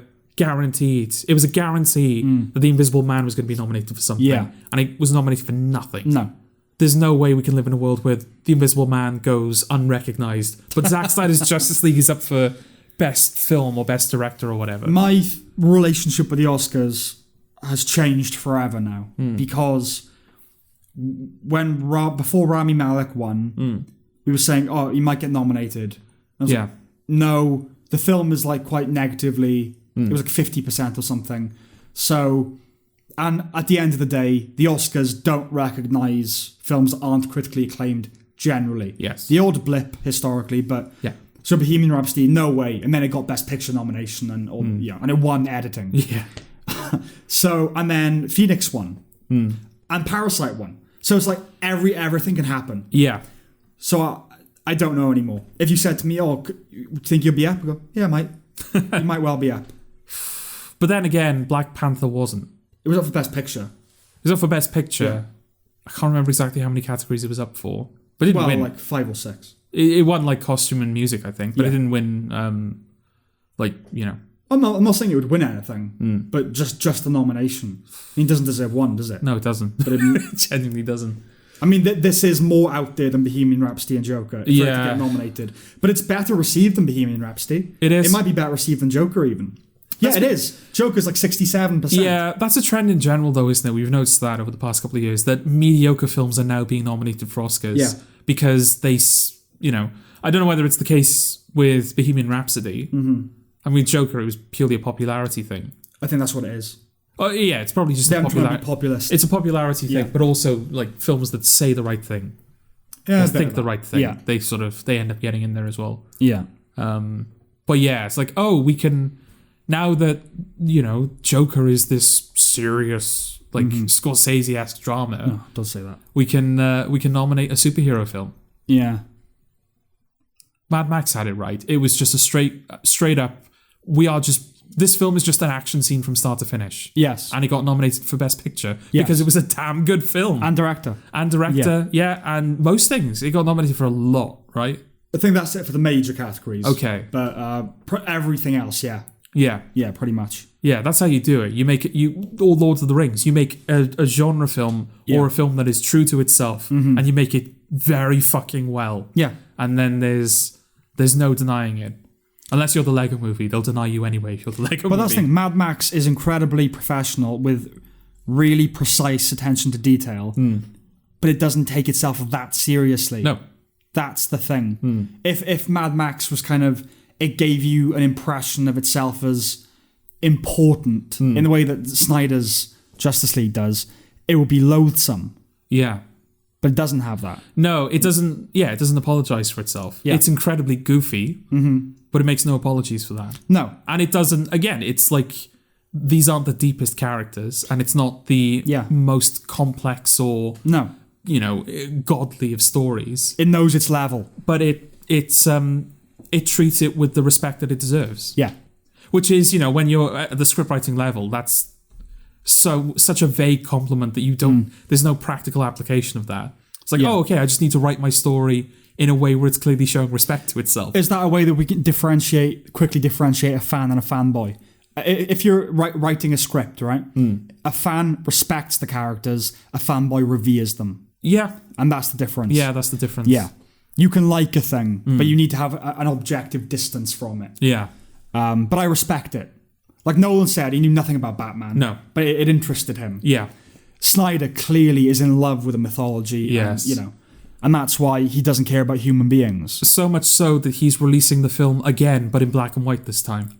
It's coming out, is it? Well, I'm pretty sure. Like I've seen some people saying like it's in the works. Some people saying it's only a rumor. Some people saying it's definitely happening. So it's going to be 4:3 in black and white. 4:3 in black and white, and there's going to be more footage in it. Oh Jesus! Or the director's cut. Yeah, the director's cut of the director's cut. Yeah. God, it's just like films, video games, TV. They're all just like collapsing into one entity at this point. Yeah. People have made the TV comparison with Justice League. It's like, oh, it's divided into 6 acts. It's basically a TV show. And now we're getting Zack Snyder's Justice League is now getting DLC. It's getting like, here's the gold edition where you get more footage. Yeah. And then we'll release that version in color, so you'll get all of the footage in color. But that's they did Mad Max in black and white, didn't they? They did. And I was like, but it took them a lot of time, and like after the film had made it. Yeah. Like, oh, we can now do a black and white version. Yeah, I think he was. George Miller said that for me there was only two ways of doing the post-apocalypse. Either you do it so that it's so like everything is so dark and grim and moody, just kind of match the somberness that is the end of the world, or you do what Mad Max Fury Road did, but you go so bright and colourful to contrast that. Yeah. But that's that gives it more of a power, that juxtaposition. Yeah. That contradiction. Yeah. When post-apocalyptic, it's like, the cliched like game show sketch in the post-apocalypse. It's like, hello and welcome to, and there's all these fake smiles and because you're obviously talking about the Mitchell and Webb thing. Mitchell and Webb sketch. Number Wang? No, that's a different thing. Yeah. That's Number Wang. That's Number Wang. Is it called Stay Indoors? Yeah, something like that. Yeah. And it's all these fake artificial smiles. Don't mention the event. Yeah, exactly. It flashes up on screen. Don't mention the event. Yeah. Marrying like really colourful and over-the-top things with the knowledge that this is apocalyptic lends it a power that you just don't get. It's the equivalent of Stephen Fry talked about this. Do you feel more sorry for people who go around saying, oh, my arm is hurting, or my foot is hurting, or someone you know is living with a terminal illness and not talking about it? The latter. Yeah. And it's if a apocalyptic film, is presenting itself as, you just go, well, yeah, I know it's, yeah. Give me something else. Like The Walking Dead, we're like 10 seasons in. Yeah. Like, yeah, I know it's, Yeah. I know it's miserable. I get it. I need something else. Yeah. But and I think Parasite, they're working on a black and white version. But the reason that works, they don't have, like, I don't need another, you don't need to give me a reason to rewatch Parasite. I'll watch it again. But that's the thing, I'm okay with that because those films are gorgeous, like real attention to detail films, and it'll be done well. Yeah. The Snyder thing, I mean, it's basically in black and white anyway. It's so fucking dark, it's basically monochrome anyway. Yeah. And it's clearly just an affectation. Like, why? It's not a gorgeous film. It's not that kind of... It's not that kind of film. So it is just a wanky, I'll do what I want now. I'm an auteur, bitch. Yeah. Yeah. So once again, we don't recommend Zack Snyder's Justice. We don't recommend Joss Whedon's Justice League. But let it be known that it's better than the Snyder version. It's better, yeah. Yeah.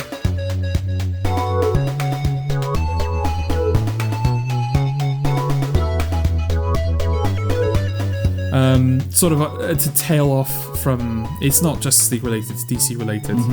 We've seen that they've officially confirmed that Robert Pattinson's Batman movie is going to take place on Earth 2, which is the alternate universe, which is an alternate universe to the DC universe. It's the primary alternate universe to the DCEU. Okay. But I don't think it's the same universe that Joaquin Phoenix's Joker takes place in.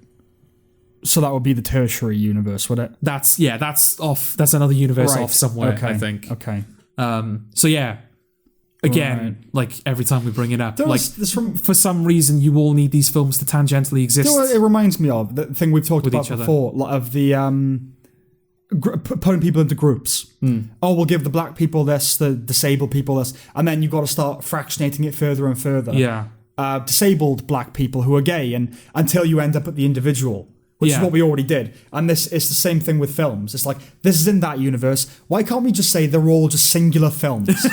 They have no relationship to anything but themselves, unless they're sequels. Yeah. Everything else is just its own thing, Okay, does that really mean anything for the actual film? I think the only possible thing it could mean is 20 years down the line, they can have Robert Pattinson and Ben Affleck and Christian Bale team up. Because they're all in alternate universes, but it's the same multiverse. Same multiverse, yeah. Yeah. Yeah. Okay. It's like, okay, I don't want to see Christian Bale and my relationship with everything, every bit of art ever, I'm applying a multiverse framework to it anyway. Yeah. When I watch Mad Max Fury Road, I'm assuming it's not in the same universe as Die Hard. Yeah. Or Monsters Inc. I'm kind of imposing a multiverse on everything I ever consume. Yeah.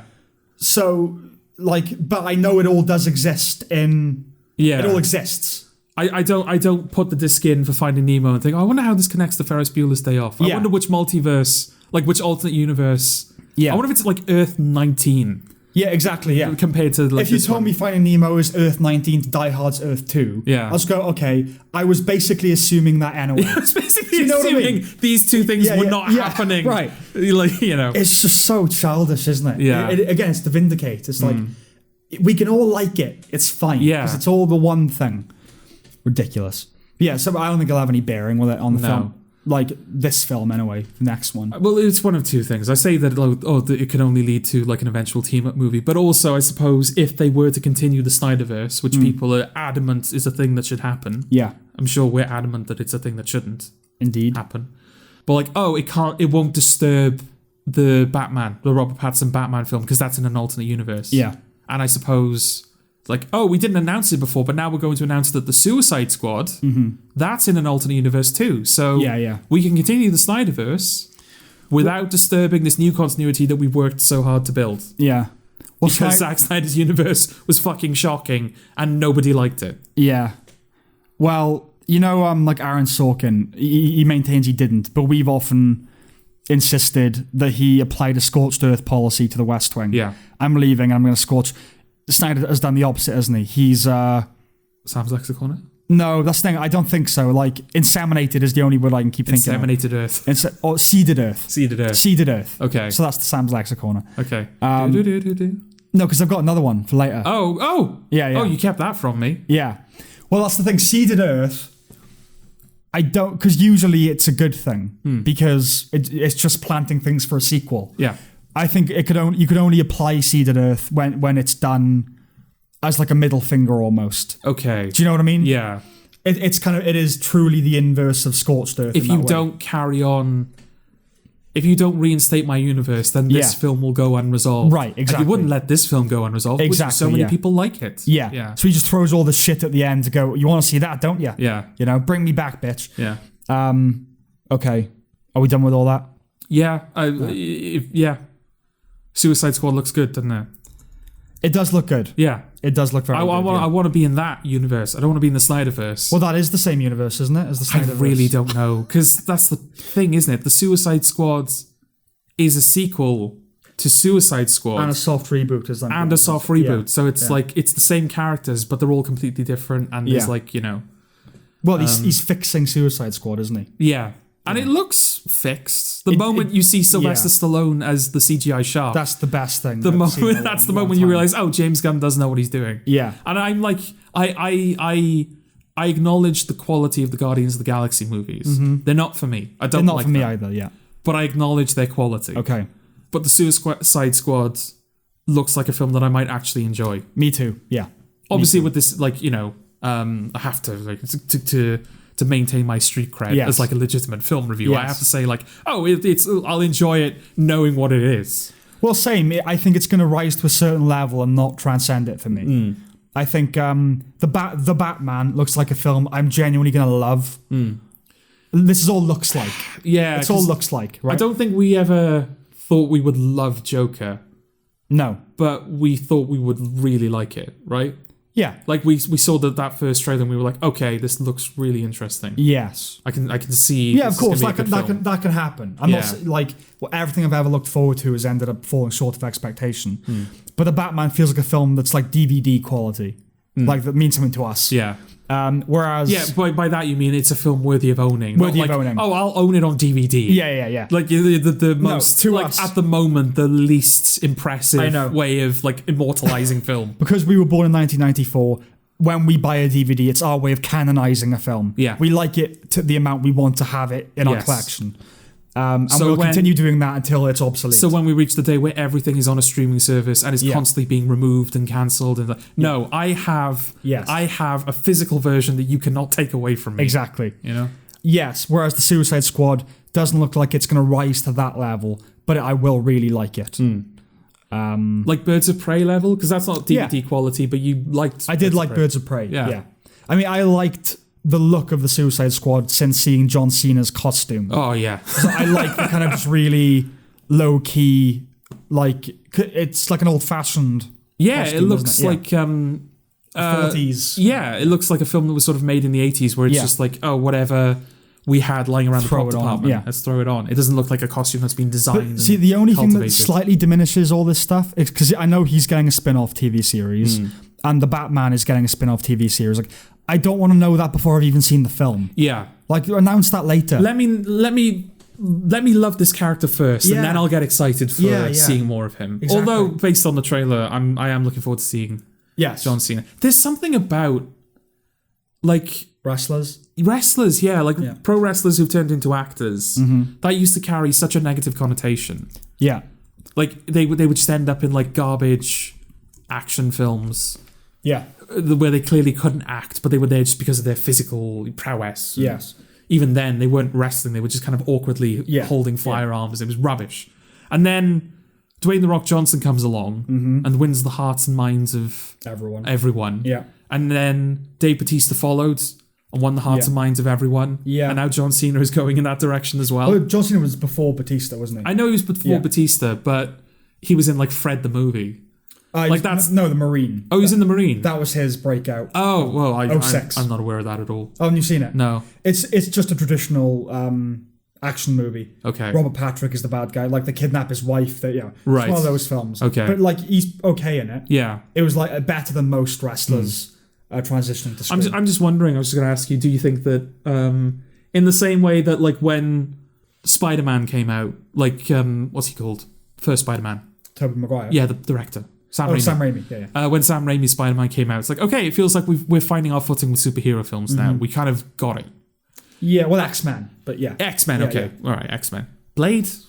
Like, how far back do we go? Well, Blade was the first, like, proper Marvel superhero film. But I think X-Men was the first one where people were like, oh, okay. Yeah. That's actually good. Okay. And Spider-Man swiftly followed. All right, okay. So X-Men. Yeah. When X-Men came out, I was like, okay, we're getting a hang of superhero films now. Is that happening with pro wrestlers? It's like, okay, we're getting a hang of pro wrestlers turning into actors now. We kind of know what level they should be on, where it's kind of like that very dry...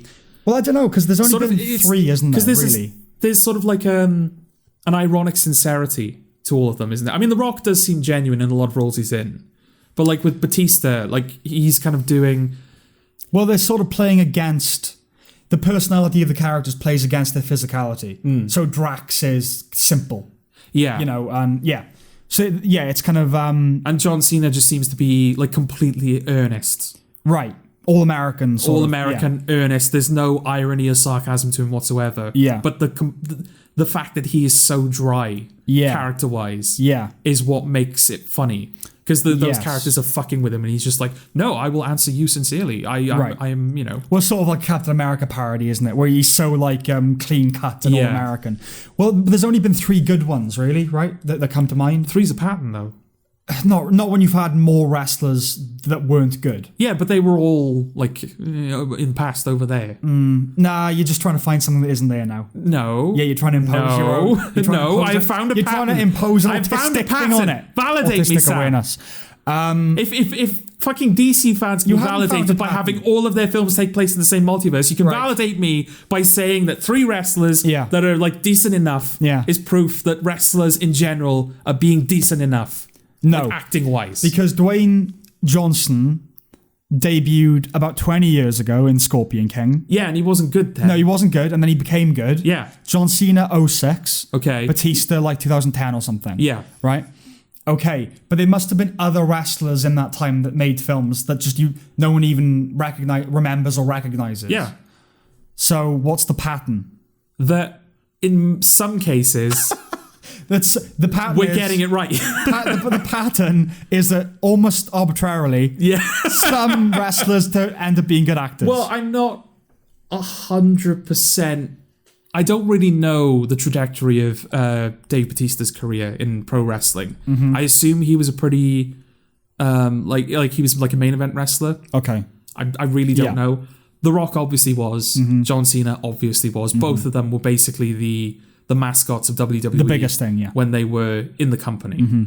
So they were like top tier, the charismatic, everybody loves them. I assume Bautista was up there as well. I don't quite know if he reached the same heights. Yeah, not a clue. But yeah, it's not arbitrary because the most charismatic, well-loved wrestlers seem to be making the smoothest transition. Okay. So there is...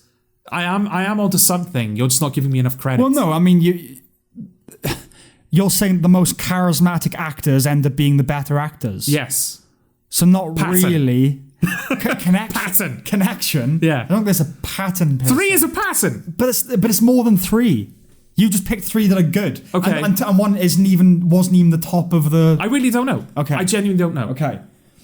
I know The Rock. Yeah. I know John Cena. Yeah. I know Stone Cold Steve Austin. I know The Undertaker. Okay. And I know Kane. And I think all of them are like top of the card. Is it just wrestlers?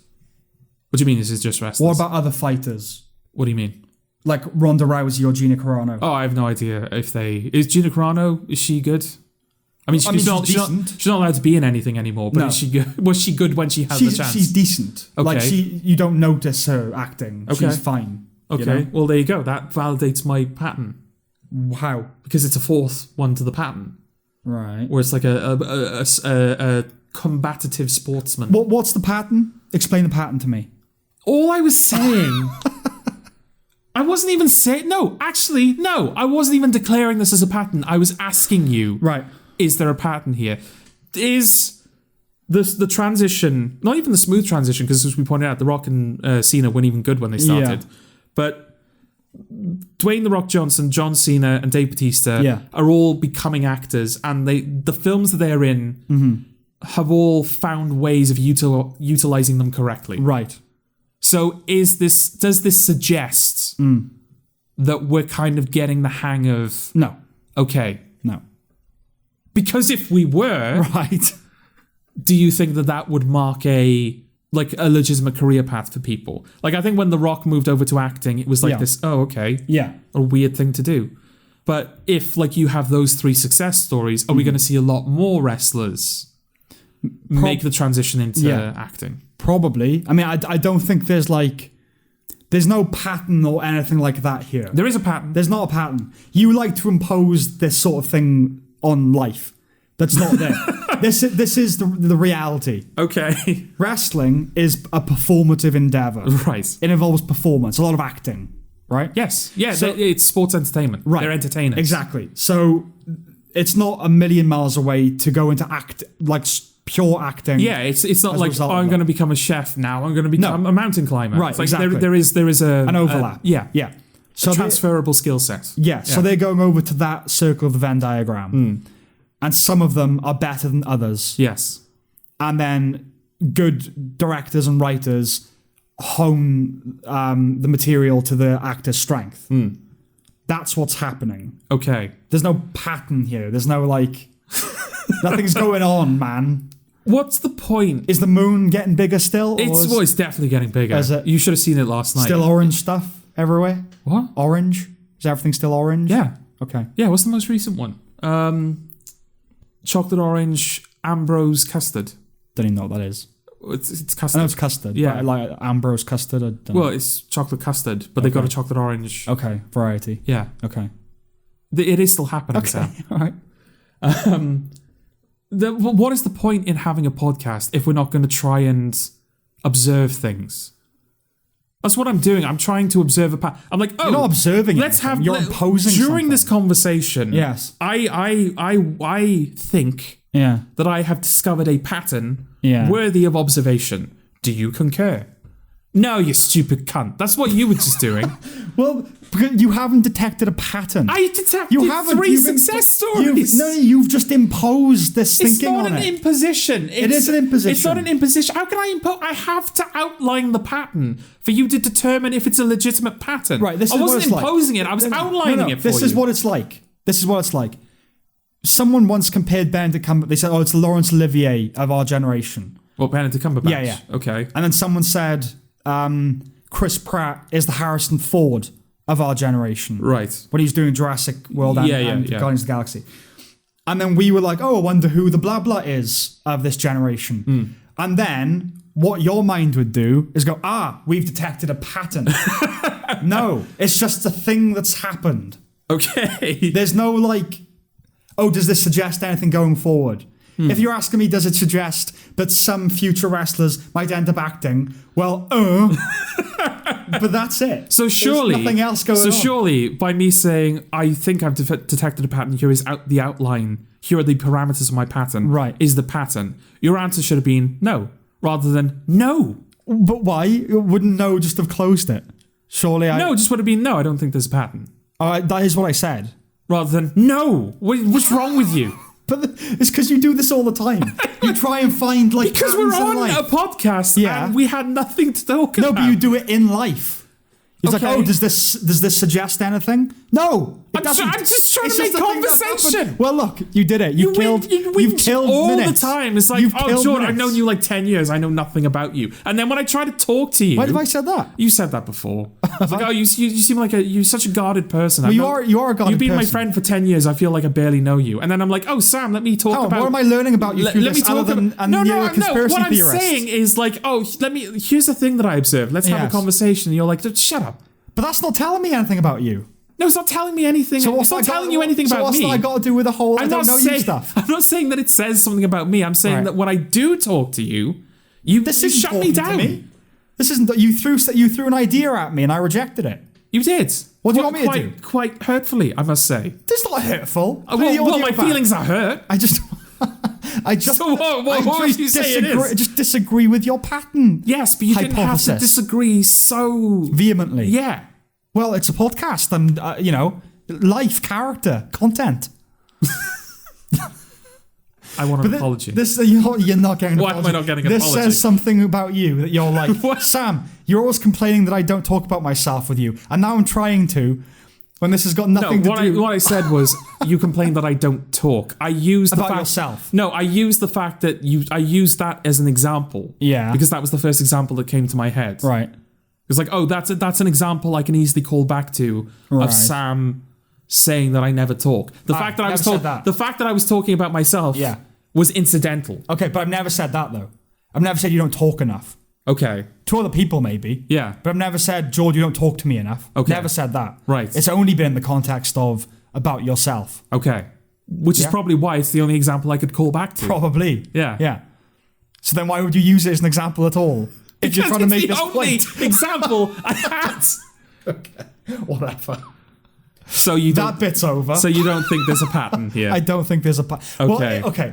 If you're defining a pattern as a certain career, 3 things that have happened, no, yes, a certain career trajectory, then okay, you can. If you want to call that a pattern, again, like I've been out of the world of pro wrestling for a while now. Yeah. I mean, like as a fan, obviously, I was never, coincidentally, my autistic friend that I'm not sure I still have, he's been having a go at the old pro wrestling. Is he? Yeah. Is he into wrestling? Well, he's physically doing it. Oh, yeah. He's actually... having a go at it. I see, right. He's actually... meant he's having a go at it. Like he's complaining about fucking it. look at this shit. Yeah. No, he's actually doing it. Well, not pro wrestling, right? Yeah. No, he's not like in the big leagues. Amateur pro wrestling. Yes. Okay. Yes, it's pro wrestling. That's the style he's wrestling. Yeah. Okay. Yeah. He invited me to do some classes with him. And you didn't go? I didn't go. Why? Because I was working at the time. Would you have gone if you weren't? I might have gone to one. Okay. I wouldn't have been able to keep up at it. You'd be an interesting wrestler. How would I be an interesting wrestler? Well, because your character would be like... Because you don't have the physicality for a wrestler. No. But Big Daddy was not ripped, was he?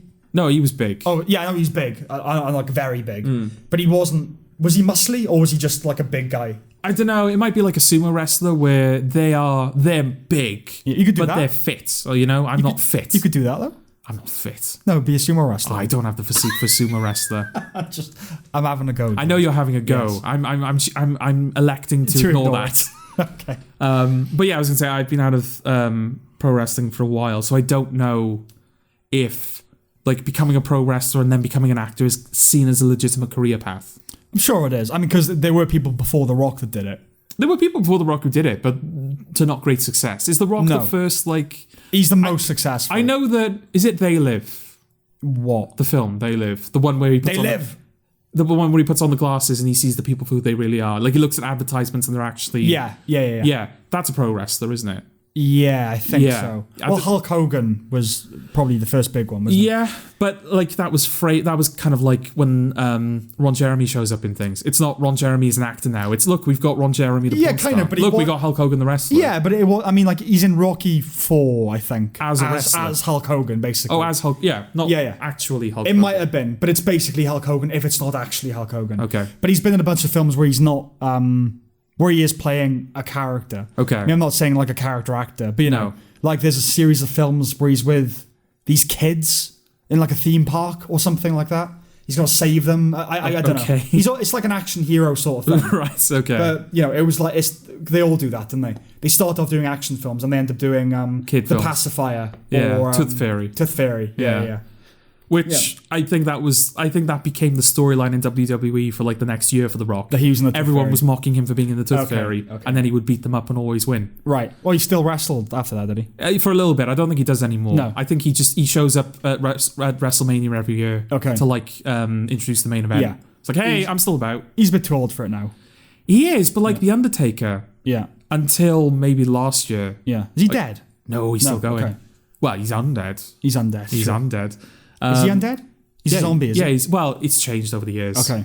I think, like, towards the end, it was just, like, The Undertaker had such a following. Like, he was a myth unto himself, so they just kind of played into that. But he's been, like, an American, like, all-American biker who, like, rides, what they called, like, the long bikes that you basically... Like a Harley. Yeah, like riding a Harley. Yeah. What are they called? Choppers. Choppers, like riding a chopper into the ring. Yeah. And he's been, like, a zombie. Okay. And things like that. But yeah, But he's never been someone who's just worked at a funeral home. No, ironically not. Yeah. No, but yeah, like until last year, I think it was. He was wrestling every year at WrestleMania. I think that was the only time he wrestled, but he's probably like in his 50s and he was still going. Okay. Like I remember when I watched TNA because I didn't watch WWE. I watched TNA, which are now I don't know what they are now, but they were Impact Wrestling when I watched them. Is Billy Corgan involved with TNA? He became the owner for a while. Yeah, but.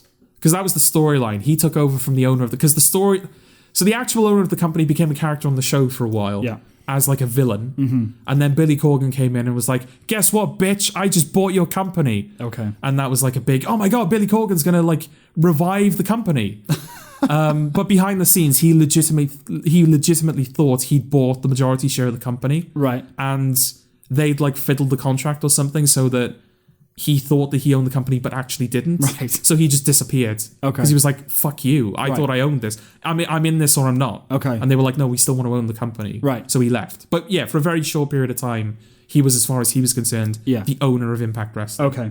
But yeah, I think it was like 2010, 2011. Hulk Hogan and Ric Flair like did a wrestling match together. Okay. Both of them were probably like in their 60s. Yeah. Late 50s, early 60s. Yeah. So it can still happen, but I think The Rock is finished. Yeah. But yeah, I don't know whether like the idea of a pro wrestler is you start off on the indie circuit or like doing that weird street wrestling they showed in You Can't Kill David Arquette. Yeah. Where they're just like wrestling in front of traffic jams or whatever. Yeah. And then you go off as an indie, then you sort of go off to training camps, you get selected by WWE, you go off to their training, like their company, NXT I think it's called, where it's like where they train up the wrestlers. Then you go to the big leagues, and then you work your way up to main event status, and that's it. You've peaked. Right. I don't know if like, and then maybe you can go on to acting. Whether that's considered like, that's a general thing that wrestlers want to do.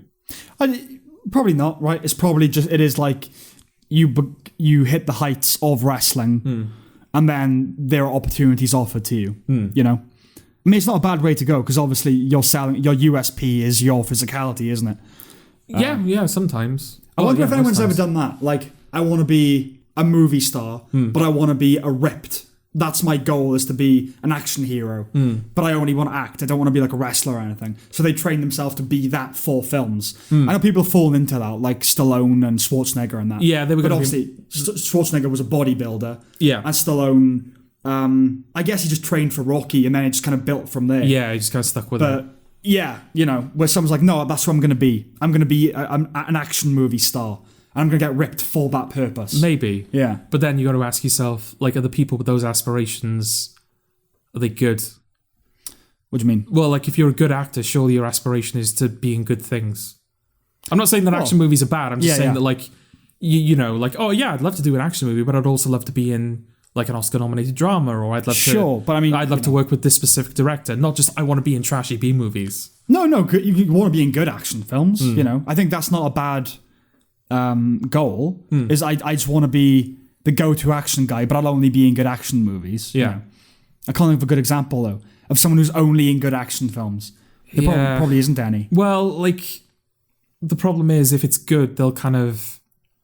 Like, Die Hard is the example, right? Die Hard is a good action movie, a legitimately good action movie, which has just been run into the ground.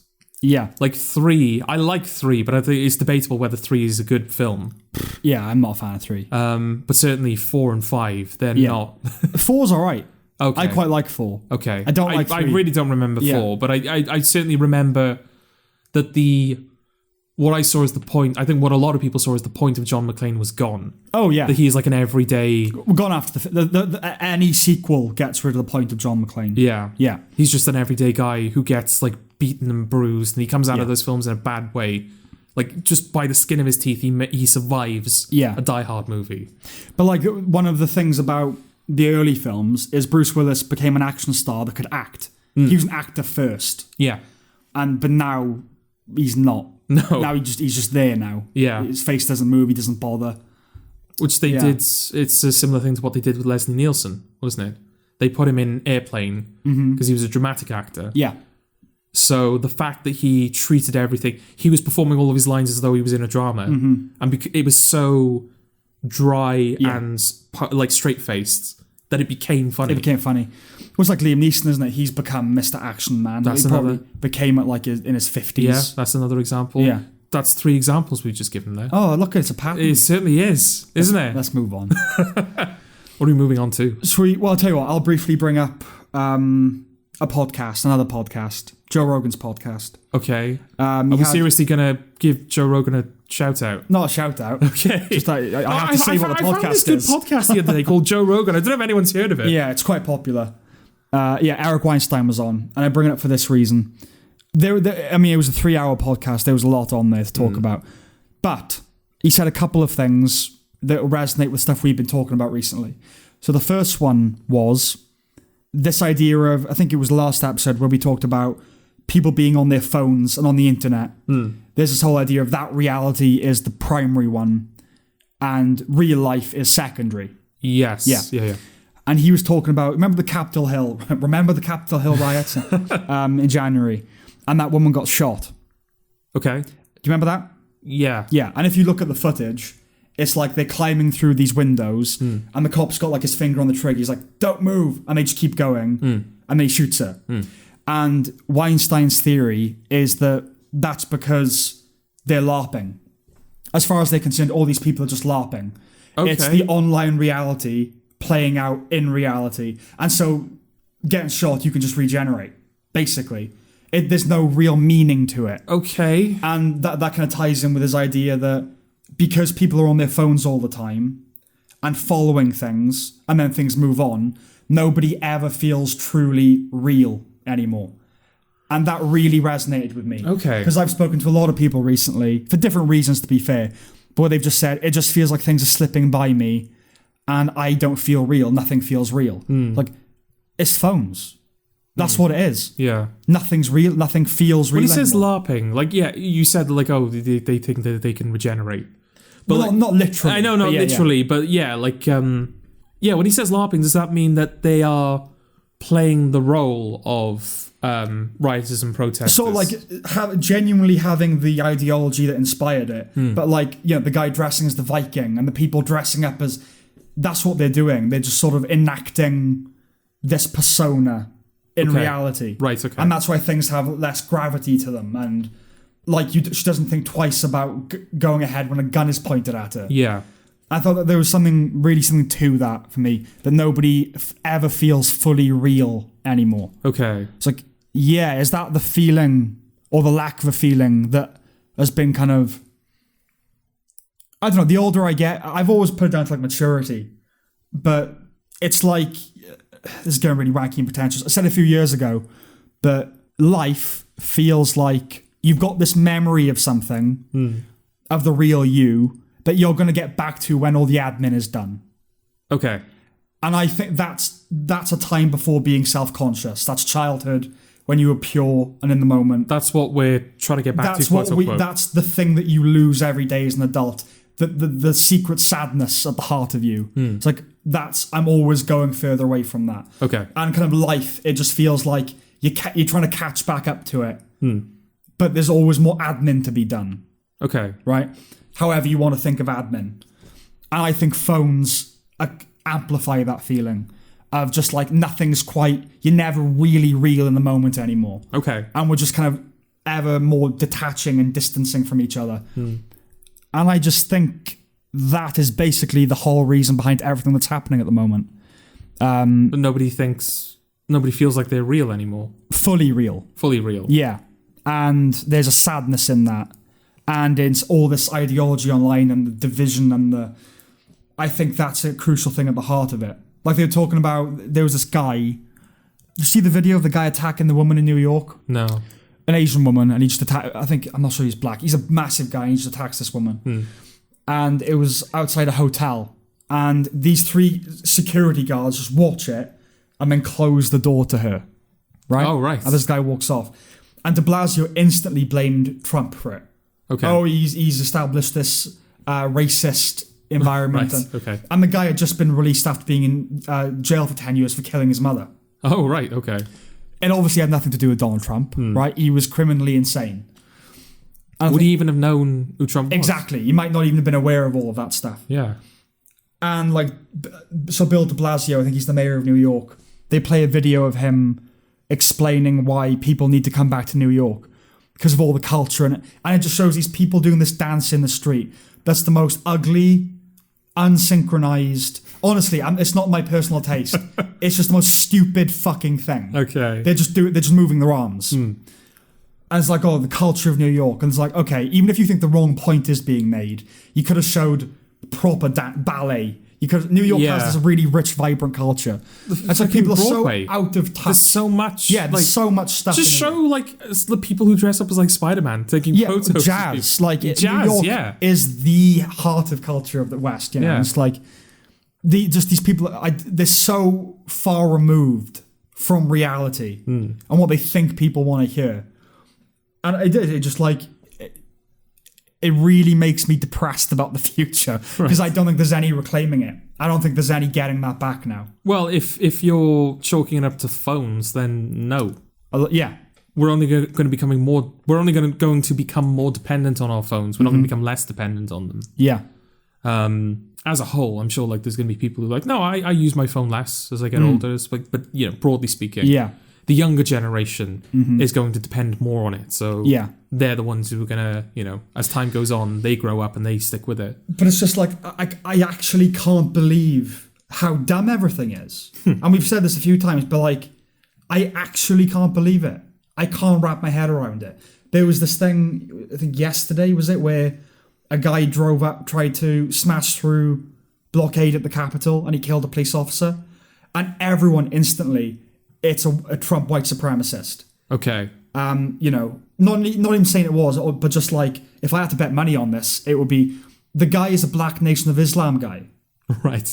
And so, but the fact that they don't even have to wait to speculate, to say what it is. Yeah. And there's no social punishment for it. What was the one, was it the guy who, the salon shooting that started the Stop Asian Hate thing? Yeah. Didn't they say he was a white supremacist? Right. Was he? No, he was Syrian. He was Syrian.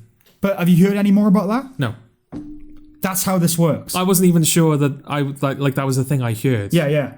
But I just thought it was like a rumor and it was never verified. This is the thing. If it was a white dude that said he did it for Trump for whatever reason, do you not think we'd still be hearing about it? Oh yeah. There's a reason you're still hearing about George Floyd. It sickens me. And it's like, I know, look, because that's all you can do. The audience, he is clutching his head in just panic. But that's like, I love what it looks of it. All you can do is laugh. Saying something like that, the only response is to laugh. But it's like, okay, when we get beyond the laughter, what do? Nothing. What is, it's just all fuck. Anyway, let's move past the bleakness. Okay. The other reason I brought it up is because they were talking about something. I think Joe Rogan might have said, like, we're obviously not saying this. And Eric Weinstein was like, oh, just stop that shit. He said, I'm sick of having to do that. I'm not going to do it anymore. The tax is too high. Like, that we have to pay every time we want to talk about a controversial subject. Okay. We have to do, and we do that all the time. Yeah. So he came up with an idea. He said, I just want to say something like this. And that's your way of short-circuiting it. And he threw it away and they didn't linger on it. But I thought it was good. I think we should use it. AUC, all usual caveats. Okay. So whenever we want to talk about an Islamic terror attack or racial, whatever. Or the village people being Russian sleeper agents. Yeah, well, that's a joke, so that doesn't really count. Well, yes. But you know what I mean? Yeah. Like actual serious issues, like the Sarah Everard thing. We just start by saying, right, AUC, and then just carry on. Okay. So we don't have to go, we're not saying that all women do this. Yeah. We're not saying them. I think that would be useful for us. Okay. AUC, all usual caveats. Do you think they would... Because, you know, a lot of people, as we've said before, a lot of problems are down to the fact that people like to speak in slogans and they like to boil everything down to like sound bites and easily digestible phrases. Yeah. So do you think us doing the same with our caveats, where it's just like, here is the acronym, here is the trigger warning-y acronym. Sure. I was going to say alchemin. I don't know what that is. Alchemin. Alchronym. All right. Acronym. Here is the acronym to, you know, like we're having a serious conversation. We don't need to say what. We don't need to give all the qualifications. Do you think that would make it easier for them to digest? It's like, oh, it's a soundbite that I understand, or do you think they would just go ignore it? Oh, well, it's like, you've boiled it down to something that I can just go, spat it away. If they disagreed with us, even if we wrote an essay on the caveats, they would twat it away. Yeah. It doesn't matter what you say. People who really disagree with you, it doesn't matter what you say. But I think it's generally quite useful to say AUC. Okay. You know, like, establish what your caveats are with someone. Yeah. And so, but from now on, it's going to be AUC. You know what I think about. You know I'm tolerant of gay people, and you know I'm not a sexist. I'm not a racist. But I don't want to have to say that every fucking time I bring up a black guy shooting someone or a woman. You know, a woman. It just takes up time that I could be using to explain what I think is the problem here. Right. Or, you know, us having a conversation about what we both perceive to be the tax is too high. Yeah. Like I've had conversations with people that actually even know that I'm not all these ists and these things, but I still have to clarify that when I'm talking about. Yeah. It's so exhausting that you end up never getting past the caveats. Like, I'm not a sexist. Well, that's the thing. There's so many caveats to make. You kind of lose track. You just lose track. What was I talking about like 15 minutes ago before I started excusing myself? The fact it's even necessary is depressing. Because I shouldn't have to say. That's the horrible irony, isn't it? We don't believe that it's necessary. It's like you should know that. We should know. It should be apparent that I don't hate people of color, that I don't think women are second-class citizens and all that. Yeah. But it feels like these qualifications have to be made. Yeah. So that when you eventually, inevitably call me a sexist, I can go, well, I actually said... Do you know what? We actually established earlier on that was not the case. I can't remember who said... It might have been Sam Harris who said something along these lines. But it's like, it's one thing to have to defend yourself against someone who's being charitable. But everyone now is trying to defend themselves against people who are reading them uncharitably, which is impossible. So that's why people always feel the need to say, I'm not a this, I'm not a that, because you have to make it as difficult as possible for someone who's going to be uncharitable anyway to criticize you. Yeah. And that's an impossible task. Yeah. Someone who's just going to criticize you no matter what. Why would you even bother having to say? That's why, I wrote in my articles and I've said to you, I'm at the end of my tether with hedges. I can't do it anymore. I'm just going to tell you what I think. Just in general. Just hedges in general. I can't do foliage. Go fuck itself. Yeah, like I can't do it anymore. Fucking, what's the word? Not tropey. Topiary. Tropey. I'm sick of tropeism. Yeah. I've gotten it already. Topiary. Yeah. Yeah, fuck topiary. Fuck topiary. It's not my jam. Yeah. But do you agree though? It's just tiring. It's like, let me just tell you what I think. Rather than like all the other things I think, so you can assume this thought is pure. You know what I mean? That was exhausting just talking about that. Be gone with that topiary. Be gone with that topiary. Yes. Should we do my Lexicorner quickly, get out of the way? Well, no. We should savour your Lexicorner. But it's apropos of nothing, so it's sort of... Okay. Well, let's still enjoy it. Okay, well, let's enjoy it then. Okay. But let's do it now. Okay. Okay. This is Sam's Lexicorner. Samuel. Words. Phrases. Sam's Lexicorner. Right, I've done this on an earlier recorded podcast, but it's one we never released. Okay. And it's just kind of been sitting there. I thought, well, I'll just do it because we're never going to release it now. We recorded... Now that we've got nothing... We've done all right, but we had nothing for this episode. It was the James Bond episode. Yeah, that's probably never coming. Well, no. Eddie was on that episode. Exactly. So it would be weird to bring it back now. It's not happening. We recorded it when? Well, we recorded it, I think it was going to be our 16th episode. Right. That James Bond episode. Our plan was, and this might be something we've even mentioned, because No Time to Die has been delayed so many times. Yeah. But yeah, we were going to watch every James Bond movie. We're going to do what we did with Doctor Who. We're going to watch every James Bond movie, but it was going to be in preparation for No Time to Die. Yeah. And then they delayed it and delayed it and delayed it, and Eddie ended up having to go away. Yes. So it's clearly not happening now. Yes. So I talked about it. I think I talked about it on that because I sort of had it written down as a Sam's Lexicorner, but question mark, as if it's been done, but it's not out there yet. Okay. So you can correct me if I've actually said this in another episode. The word is rep gong. Explain it. So rep gong is the moment in a film, a biopic usually, where the thing for which the person is famous first announces itself. Okay. So the example we always use is The Social Network, where Mark Zuckerberg is sitting in a class and Dustin Moskovitz comes up to him and says, Stacy blah blah in your class, is she single? Is she looking for a boyfriend? And Mark Zuckerberg's like, Dustin, people don't walk around with a sign that says, stares off into the distance. Yeah. Runs back, finishes the Facebook. Yeah, he puts in the relationship status thing. Yeah. And Mark Kermode calls it the chubby moment. Yes. Because there's a film about the Carpenters where they read a review and it says, the chubby drummer kept time. And they go, chubby? Right. And it's the most obvious version of that moment. And he has his word for it, so we have ours. Ours, yeah. Okay. Well, chubby isn't a word, is it? No. The chubby moment, that's not good enough chubby for me. Not that rep gong would not need explaining to people, but chubby requires... It's that doesn't feel like an entity unto itself. It feels like it needs Exactly, context. and you can't say it's a chubby It has to be it's a chubby moment. Yeah. Right? So rep gong.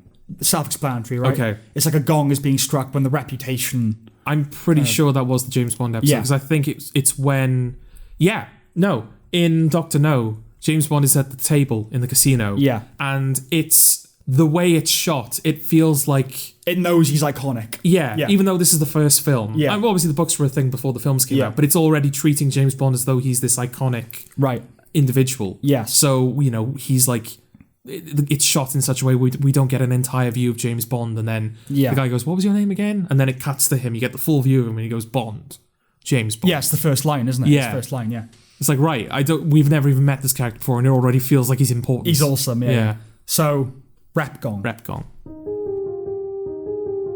Samuel. Words. Phrases. Sam's Lexicorner. There you go. It's Okay. finally out there now. I felt like I enjoyed it. Okay, good. Yeah. I'm glad you enjoyed it. Yeah. It was good for you, was it? Yeah, it was good for me. Okay. I think we've got one more thing to talk about. Yeah, I don't know. Do we dare go off on another tangent about something? Well, is there one to go off on?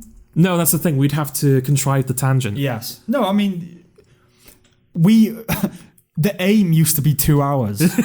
And then we just ended up doing over 3 and resigned ourselves to it.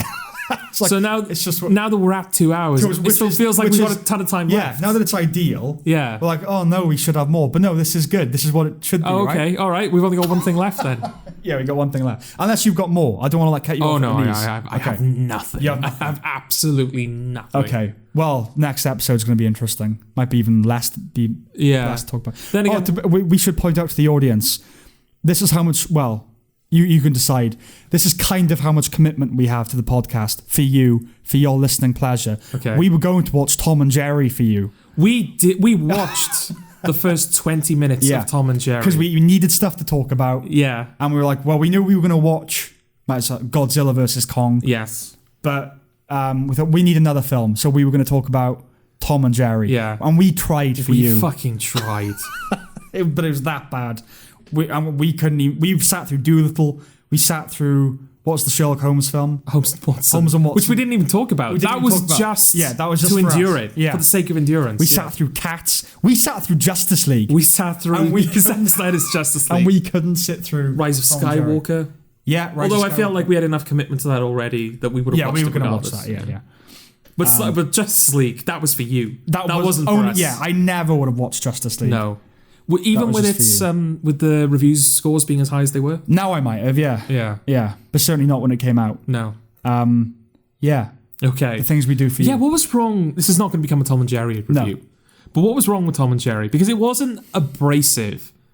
It wasn't like you put it on, it's like, oh, fuck, this is terrible. We can't sit through this. It was kind of... wrong. It was just wrong. Yeah, it kind of opens with like smooth rap. Like 90s hip-hop. Yeah, just like really chilled out rap. Yeah. Which is not the tone that I associate with Tom and Jerry at all. pigeons rapping. Yeah, it's cartoon pigeons flying over like footage of New York, live action footage of New York, doing this really chilled rap. Yeah, lo-fi beats. Lo-fi beats, while Tom is just like on a train, just like chilling, and Jerry's looking at like an apartment. Yeah. Well, like an empty car. Yeah. It's like, okay, this, yeah. It's just what happened to the frantic, like, jazzy, piano-y, like... There was absolutely no life to it. No. It just kind of... It was just a dead film. Yeah, it's kind of numbing. Yeah, it was numbing. Yeah, numbing. It was numbingly bad. Yeah. And numbing films is obviously... We couldn't. Well, we'd have nothing to say about it. That's the thing as well, yeah. So we didn't. So we didn't watch Tom and Jerry. But we did watch... We did watch Godzilla versus Kong. Not a massive amount to say about it, to be fair. That's the thing. Yeah. This is our grand finale. I have nothing to say about Godzilla versus Kong. I've got no notes for it. It's on you. It's an 80%? Something like that, yeah. 80%, 85%, something like that. Yeah. The critic reviews now, not the audience reviews. Yeah. This is not an 80% film. Oh, no, it's like 60. This is the thing. Like, we went in... I don't think you had any ambition to see Godzilla versus Kong anyway. And then... Yeah. You saw the trailer and were immediately like, yeah, I kind of want to see it now. Yes. Just because of the assault of stupidity that was that trailer. Yeah. It's like, this should be fun. Right. This should be a fun exercise in stupidity. Yeah. It'll also, coincidentally, give us something to talk about. Fodder. Church. Are you going to explain church? What can you explain? I don't know. I don't remember. We can quickly try. Oh, God. I was pissed. Yeah, I came over... I think it was the day we watched Godzilla vs. Kong. It was, yeah. I came over and you sat down on the sofa and you went, I'm drunk. Yes. I've had 6 cans. Yeah. Drink. So I did a bit of the old drinking. And we were playing... Cards, no. We played it on the podcast, Drunk Stone Stupid. Drunk Stone Stupid, We were playing that. Just the two of us. Yeah. And I genuinely don't remember how that led to church. We just started doing... I started doing voices. And then we invented that character, Sir Farthing of Rye. Sir Farthing of Rye. It looks like that. And he had an assistant called Chang Mars. That's all. No, it had nothing to do with Drunk Stone Stupid. We were doing a quiz. That's where Farthington of Rye came from. You're right, yeah. And I think the answer was church. And because I was a bit tipsy, I just went, church. Yeah, no, I did. Oh, you went church. Yeah. I answered church. And then I went church. What was the question? Well, the answer was church. Yeah. I don't think it matters what the question was. Yeah, but I'm trying to think what the question was. Go on. Oh, no, I thought I was giving you time to think of... Oh, no, I will think as you talk. Okay. It doesn't matter, Sam. The whole point The whole point is that the answer was church. It was church, yes. And yes, we were a bit drunk, so I think it was you. You said church, and then I, picking up on the absurdity of the delivery, went church. Yes. And then... That was it for the rest of the evening. That's what we did. We were just contriving. You said it was like a Monty Python sketch where it's a perfectly inane conversation. Yeah. But whenever the word church comes out, deliver it like that. Yeah. Definitely a you had to be there joke, I think. Absolutely. But it's still funny to say church. This podcast is nothing but in-jokes. Yes. So, and like things that we've talked about. So yeah, we're just going to say church from now on. I don't remember the point that spiraled into. I think I or you did a funny voice and then we cottoned on to that and went church. Yeah. No. I mean, like, I don't know what point I was making that became Oh, right. Church. Did he do a funny voice? I don't know. Godzilla versus Kong. Godzilla versus Kong. Yeah. And exercising stupidity. Yeah. So Fodder. That's what it was. Fodder. We went That's Fodder. right. That's right. I've just realised I haven't plugged my laptop in, so I'm going to very quickly plug my laptop in. It's recording off a laptop again. It's not. Don't be like that. I was going to say, we promised. I know. We promised the audience. I know. So I specifically promised, and I know we've done that before. We've had to put in disclaimers before. It's genuinely not our fault. I guess this is staying in now because I'm apologising to the audience. It's genuinely not our fault. Right. Okay. So I mentioned this before that I do like vision mixing, for like the rugby stadium every now and again. And yes, you plug that in, Samuel. Yeah. Church fodder. Church fodder. Okay. I think that could be like a shorthand for the God of the Gaps argument. Church fodder. Right. Give me a sec just in case me plugging this in disturbs the recording.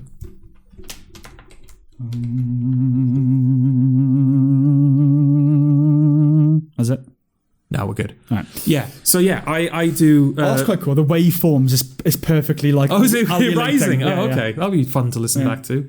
I do vision mixing, and I sit next to the DJ for the event who does the music. He works in radio. I think he volunteers at like the local radio center. They do. I think the point of it is it helps aspiring kids getting into people who aspire to be children. It helps kids who are aspiring to get into radio. It gives them the opportunity to do so. Yeah. And I realized like I've sat like elbow to elbow with this man through a pandemic for like the last 5 months. I've never even considered asking him to help with the podcast. Yeah. And I explained to him the setup that we have, which is the 2 microphones recording to 2 separate laptops, both of which are recording onto Audacity, but then I have to physically like synchronize the files afterwards and edit it and do all this stuff. And he just went, oof. So we know we're working with a bad setup here. We're doing the best we can. Unfortunately, he also had no expertise. Oh yeah, he was like, do you use USB mics? I went, yeah. He went, oh, it's beyond me. I'm like, oh, fucking great. That's just great. Yeah.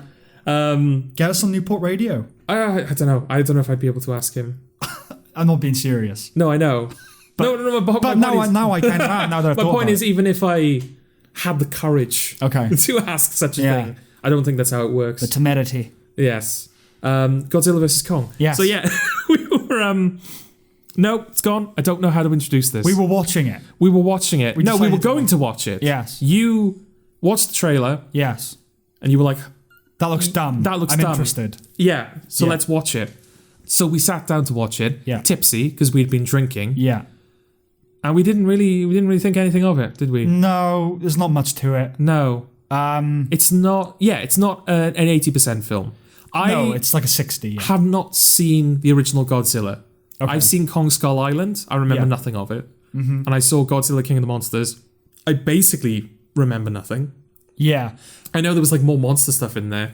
I remember Godzilla being okay up until Cranston died. Which is like... Yes. Yeah. Yeah. I think that's when everyone stopped paying attention. But they tuned out when Bryan Cranston left. Yeah. And they tuned back in when Godzilla like atomic breathed into the monster. Yeah. Yeah, that's the on Skull Island I've seen as well. Yeah, I remember nothing of Skull Island. Yeah, which I don't even think the cinematic universe remembers Skull Island because I think all of the returning characters are from King of the Monsters. Yeah, Kyle Chandler comes back for like a scene. Yeah, it's like I bet you're glad you brought him back. Skull Island is set in the 70s, isn't it? It's Vietnam, okay. All right. So that it kind of makes sense. Okay, all right, okay. Maybe one of the old guys is like, oh, I'm actually... Yes, I'm Brie Larson. Kong doesn't love me anymore. Now that this child has come. Yeah. So... But from my memory, church... That's just devolving, isn't it? We're not even past the 3-hour mark, and yet we're already... For us, it's relatively early as well. Relatively early, and yet we've still reached, like... finale insanity. Yeah, terminal velocity. Yeah. It's only midnight. But from what I remember of King of the Monsters, this film felt like pretty much the same in terms of quality. Okay. I think there was slightly more action in King of the Monsters. Yeah. It was equally as surface. Like the human characters were equally as like nothing. It looks pretty much the same. I think like King of the Monsters, the problem with that is it would obscure its monsters with like rain and clouds a lot. Okay. So you never got a great look at the monsters. There was always like shit in front of the screen. Yeah. So less of that. Like you see Kong and Godzilla. Yeah, it's clear. It's clear. But I would say that the films are of equal quality. Right. So it's weird that King of the Monsters got like 20%, 30%, and this got 80%. I think it comes down to two things. I think one is just pandemic. Like, oh, something. Yeah. But also, I think because it is on the face of it trashy cinema, critics conversely have some cred if they give it a good review. Okay. So it's like, oh, we're not snooty. If a film is supposed to be dumb, big things hitting other big things. But that's what we wanted. That's what we were expecting. Yeah, that's Problem what I is, wanted. It's not good for, like, as that. No, is it's the thing. It's like the choreography of the fights is so boring. It's boring. They just hit each other into buildings. Yeah. There's no smart Kong will punch Godzilla, and Godzilla will like faceplant Kong into a skyscraper. Yeah. That's every fight scene. But that sounds better than it even is. Yeah. You know? Like the it is stupid, I'll give it that. Yeah. But like Godzilla and Kong fighting on the deck of an aircraft carrier. Yes. Yeah. How? I know. Explain the physics of that to me. The only enjoyment... The real hero of this film are the people who built those aircraft carriers. Yeah. Stability. The only enjoyment we genuinely derived from it was us imposing comedy on it. Yeah. Like we were sort of doing voices and... Yeah, as sort of like delivering Kongs in a monologue. Yeah. As he was just like... Anthropomorphizing him. Yeah, just kind of like monging out on the side of the boat. Yeah, exactly. So, what do you want?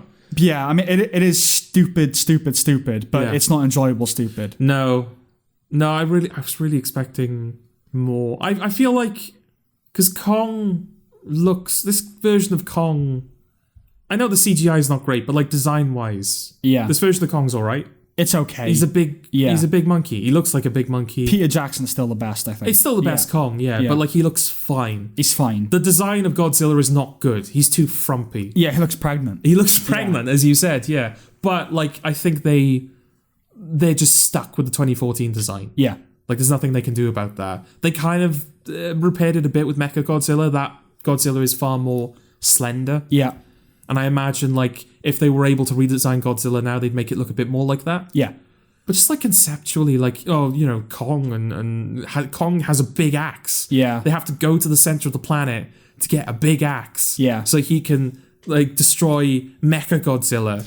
And it just doesn't... We were reading the plot synopsis, because we spoiled the film for ourselves. We were reading the plot synopsis on Wikipedia. We were like, this sounds fucking mad. Yeah. And we watched the film, and it wasn't. It wasn't. Millie Bobby Brown's annoying.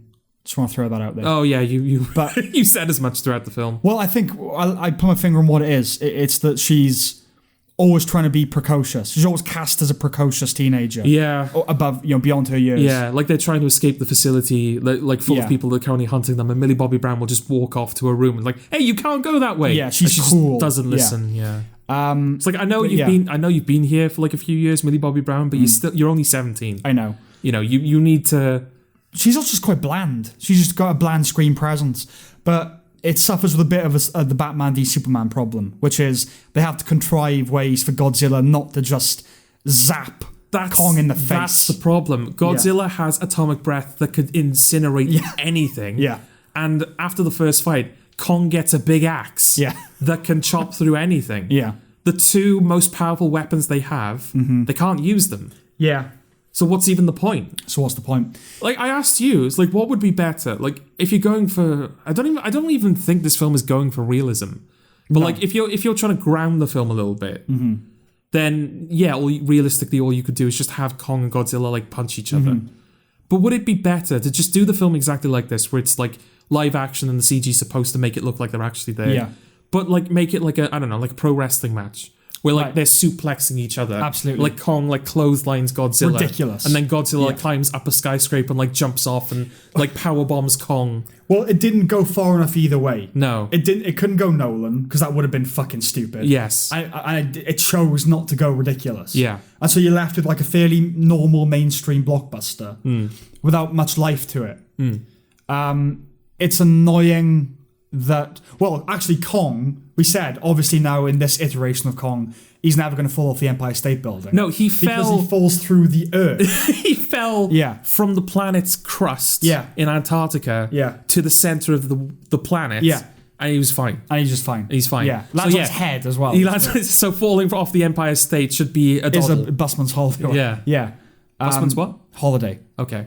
It's not quite right, but it annoys me that the final battle is in Hong Kong for two reasons. Okay. One, it's King Kong, Hong Kong. Like nothing's been done about that. And they don't. Yeah, they don't. They don't. Do you make know what I any mean? It's notes about slightly it, weird. Yeah. It's never mentioned. And why not Tokyo? I know the real reason. It's China. Because China. Because China film. Because China film. Because film love China. China love film. But it's Godzilla. Do it in Tokyo. Yeah. You know, it's basically it's basically the same thing. But you know what I mean? Like, well, really, you can say the same about Kong. Why don't they end it in New York? You know, this iteration of Kong has never been to New York. No, yeah, that's true. They could, but I guess everything is in New York, isn't it? Yeah. But yeah, go to Tokyo. It's got the neon, the bright lights, all that. Yeah, everything that Hong Kong depicted in this film offers, Tokyo offers as well. Exactly. But it's China. But it's China. You have to put a film in order to show a film in China. It has to either be set in China or produced by a Chinese company. Yeah. Or contain Chinese actors, which this film has in all three fronts. Yeah. Talking of patterns, this is the second we've noticed of a Mexican Trump character. Oh, so when you identify a pattern, you don't even have to wait for three. Well, this is the thing. Two will do. No. Here's the thing. Okay.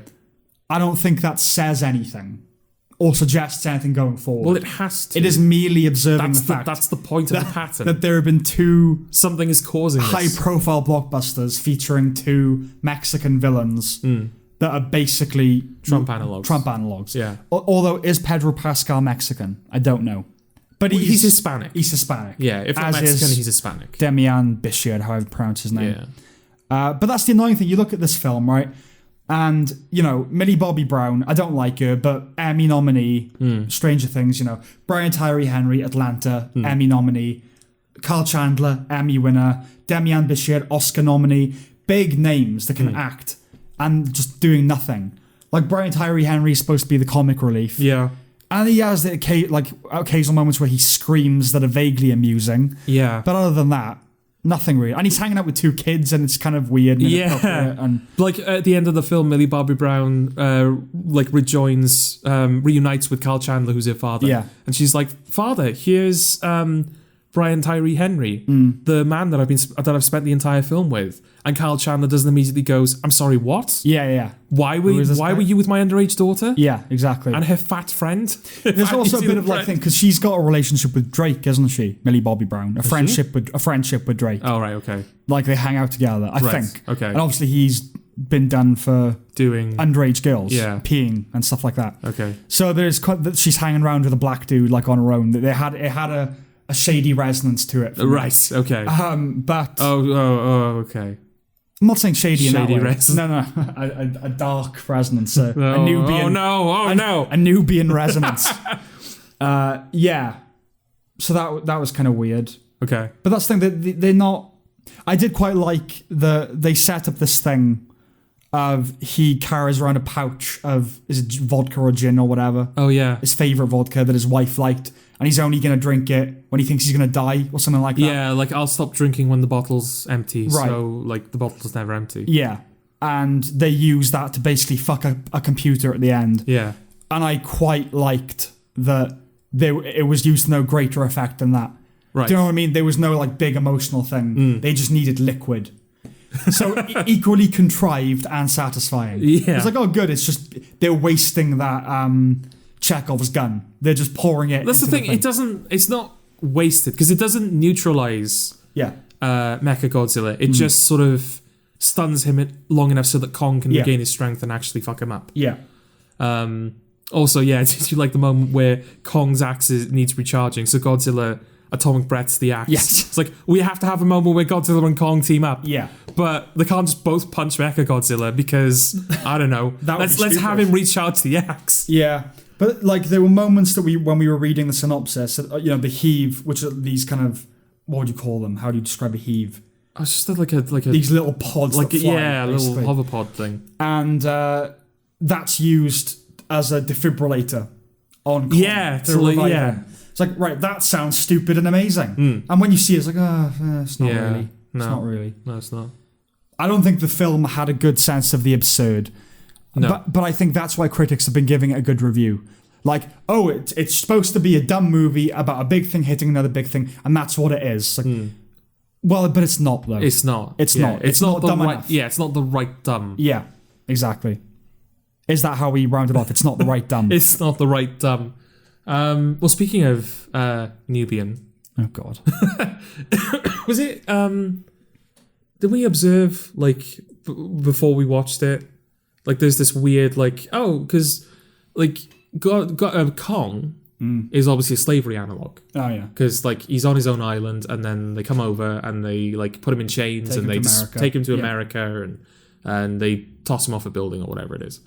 The typical slave story. The typical slave story. They let him climb up a building and they shoot him with planes. Yes. The story of any Black American's ancestor. Absolutely. Have you seen Roots? It's littered.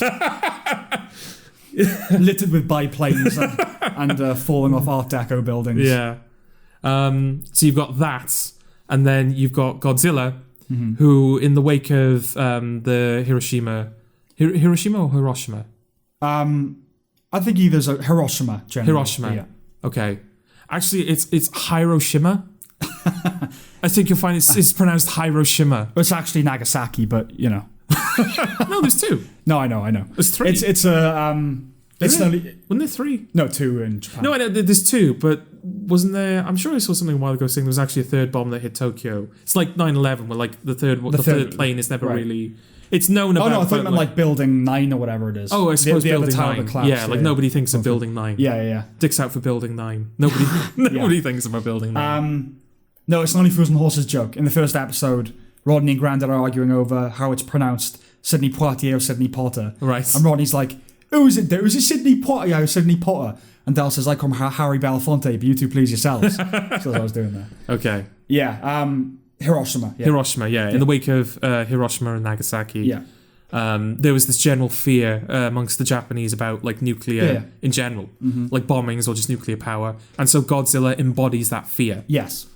So we were like, I don't know if there's ever been a wanky dissertation on one of the great tragedies of both America and Japan, social tragedies of America and American Japan. evils. American evils, fighting for dominance, vying for the the hegemonic discourse. Right. Yeah. What reigns supreme in the hegemonic discourse? Yes. The tail of the ape or the tail of the Jap.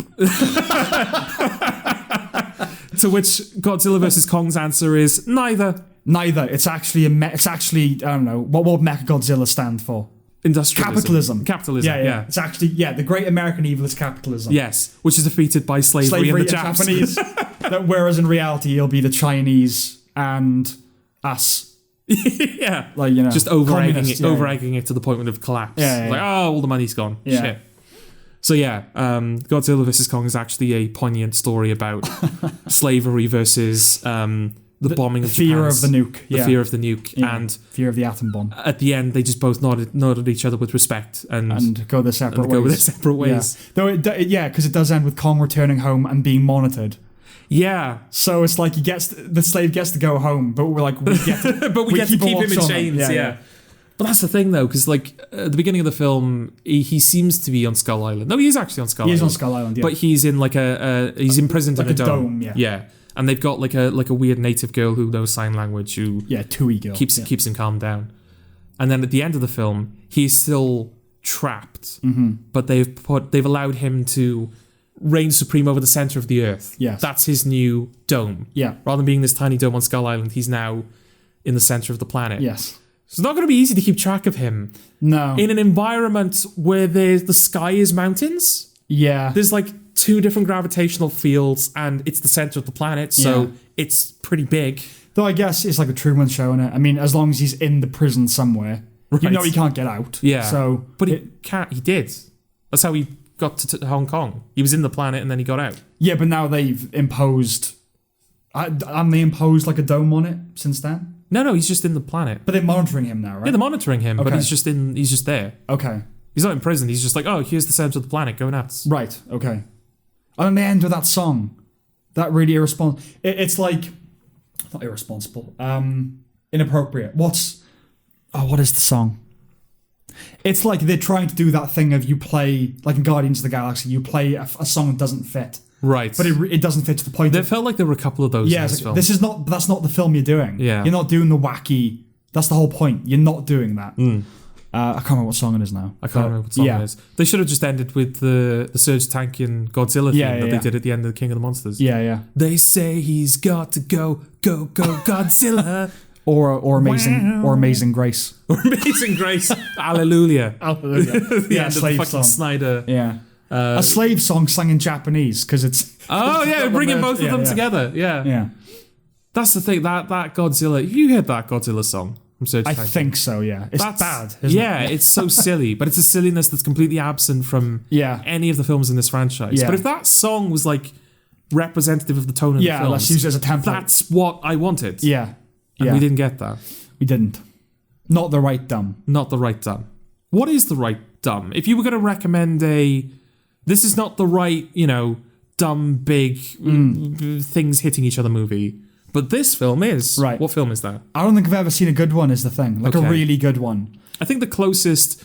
It's been a while since I've seen it, so I don't know if it's a personal recommendation or whether it's like a regurgitation of. Yeah. I know this is commonly considered to be a good example. Pacific Rim is the one I always hear. I think it's considered a decent example. I don't know, not like a brilliant one. Yeah. Today we are cancelling the apocalypse. Right.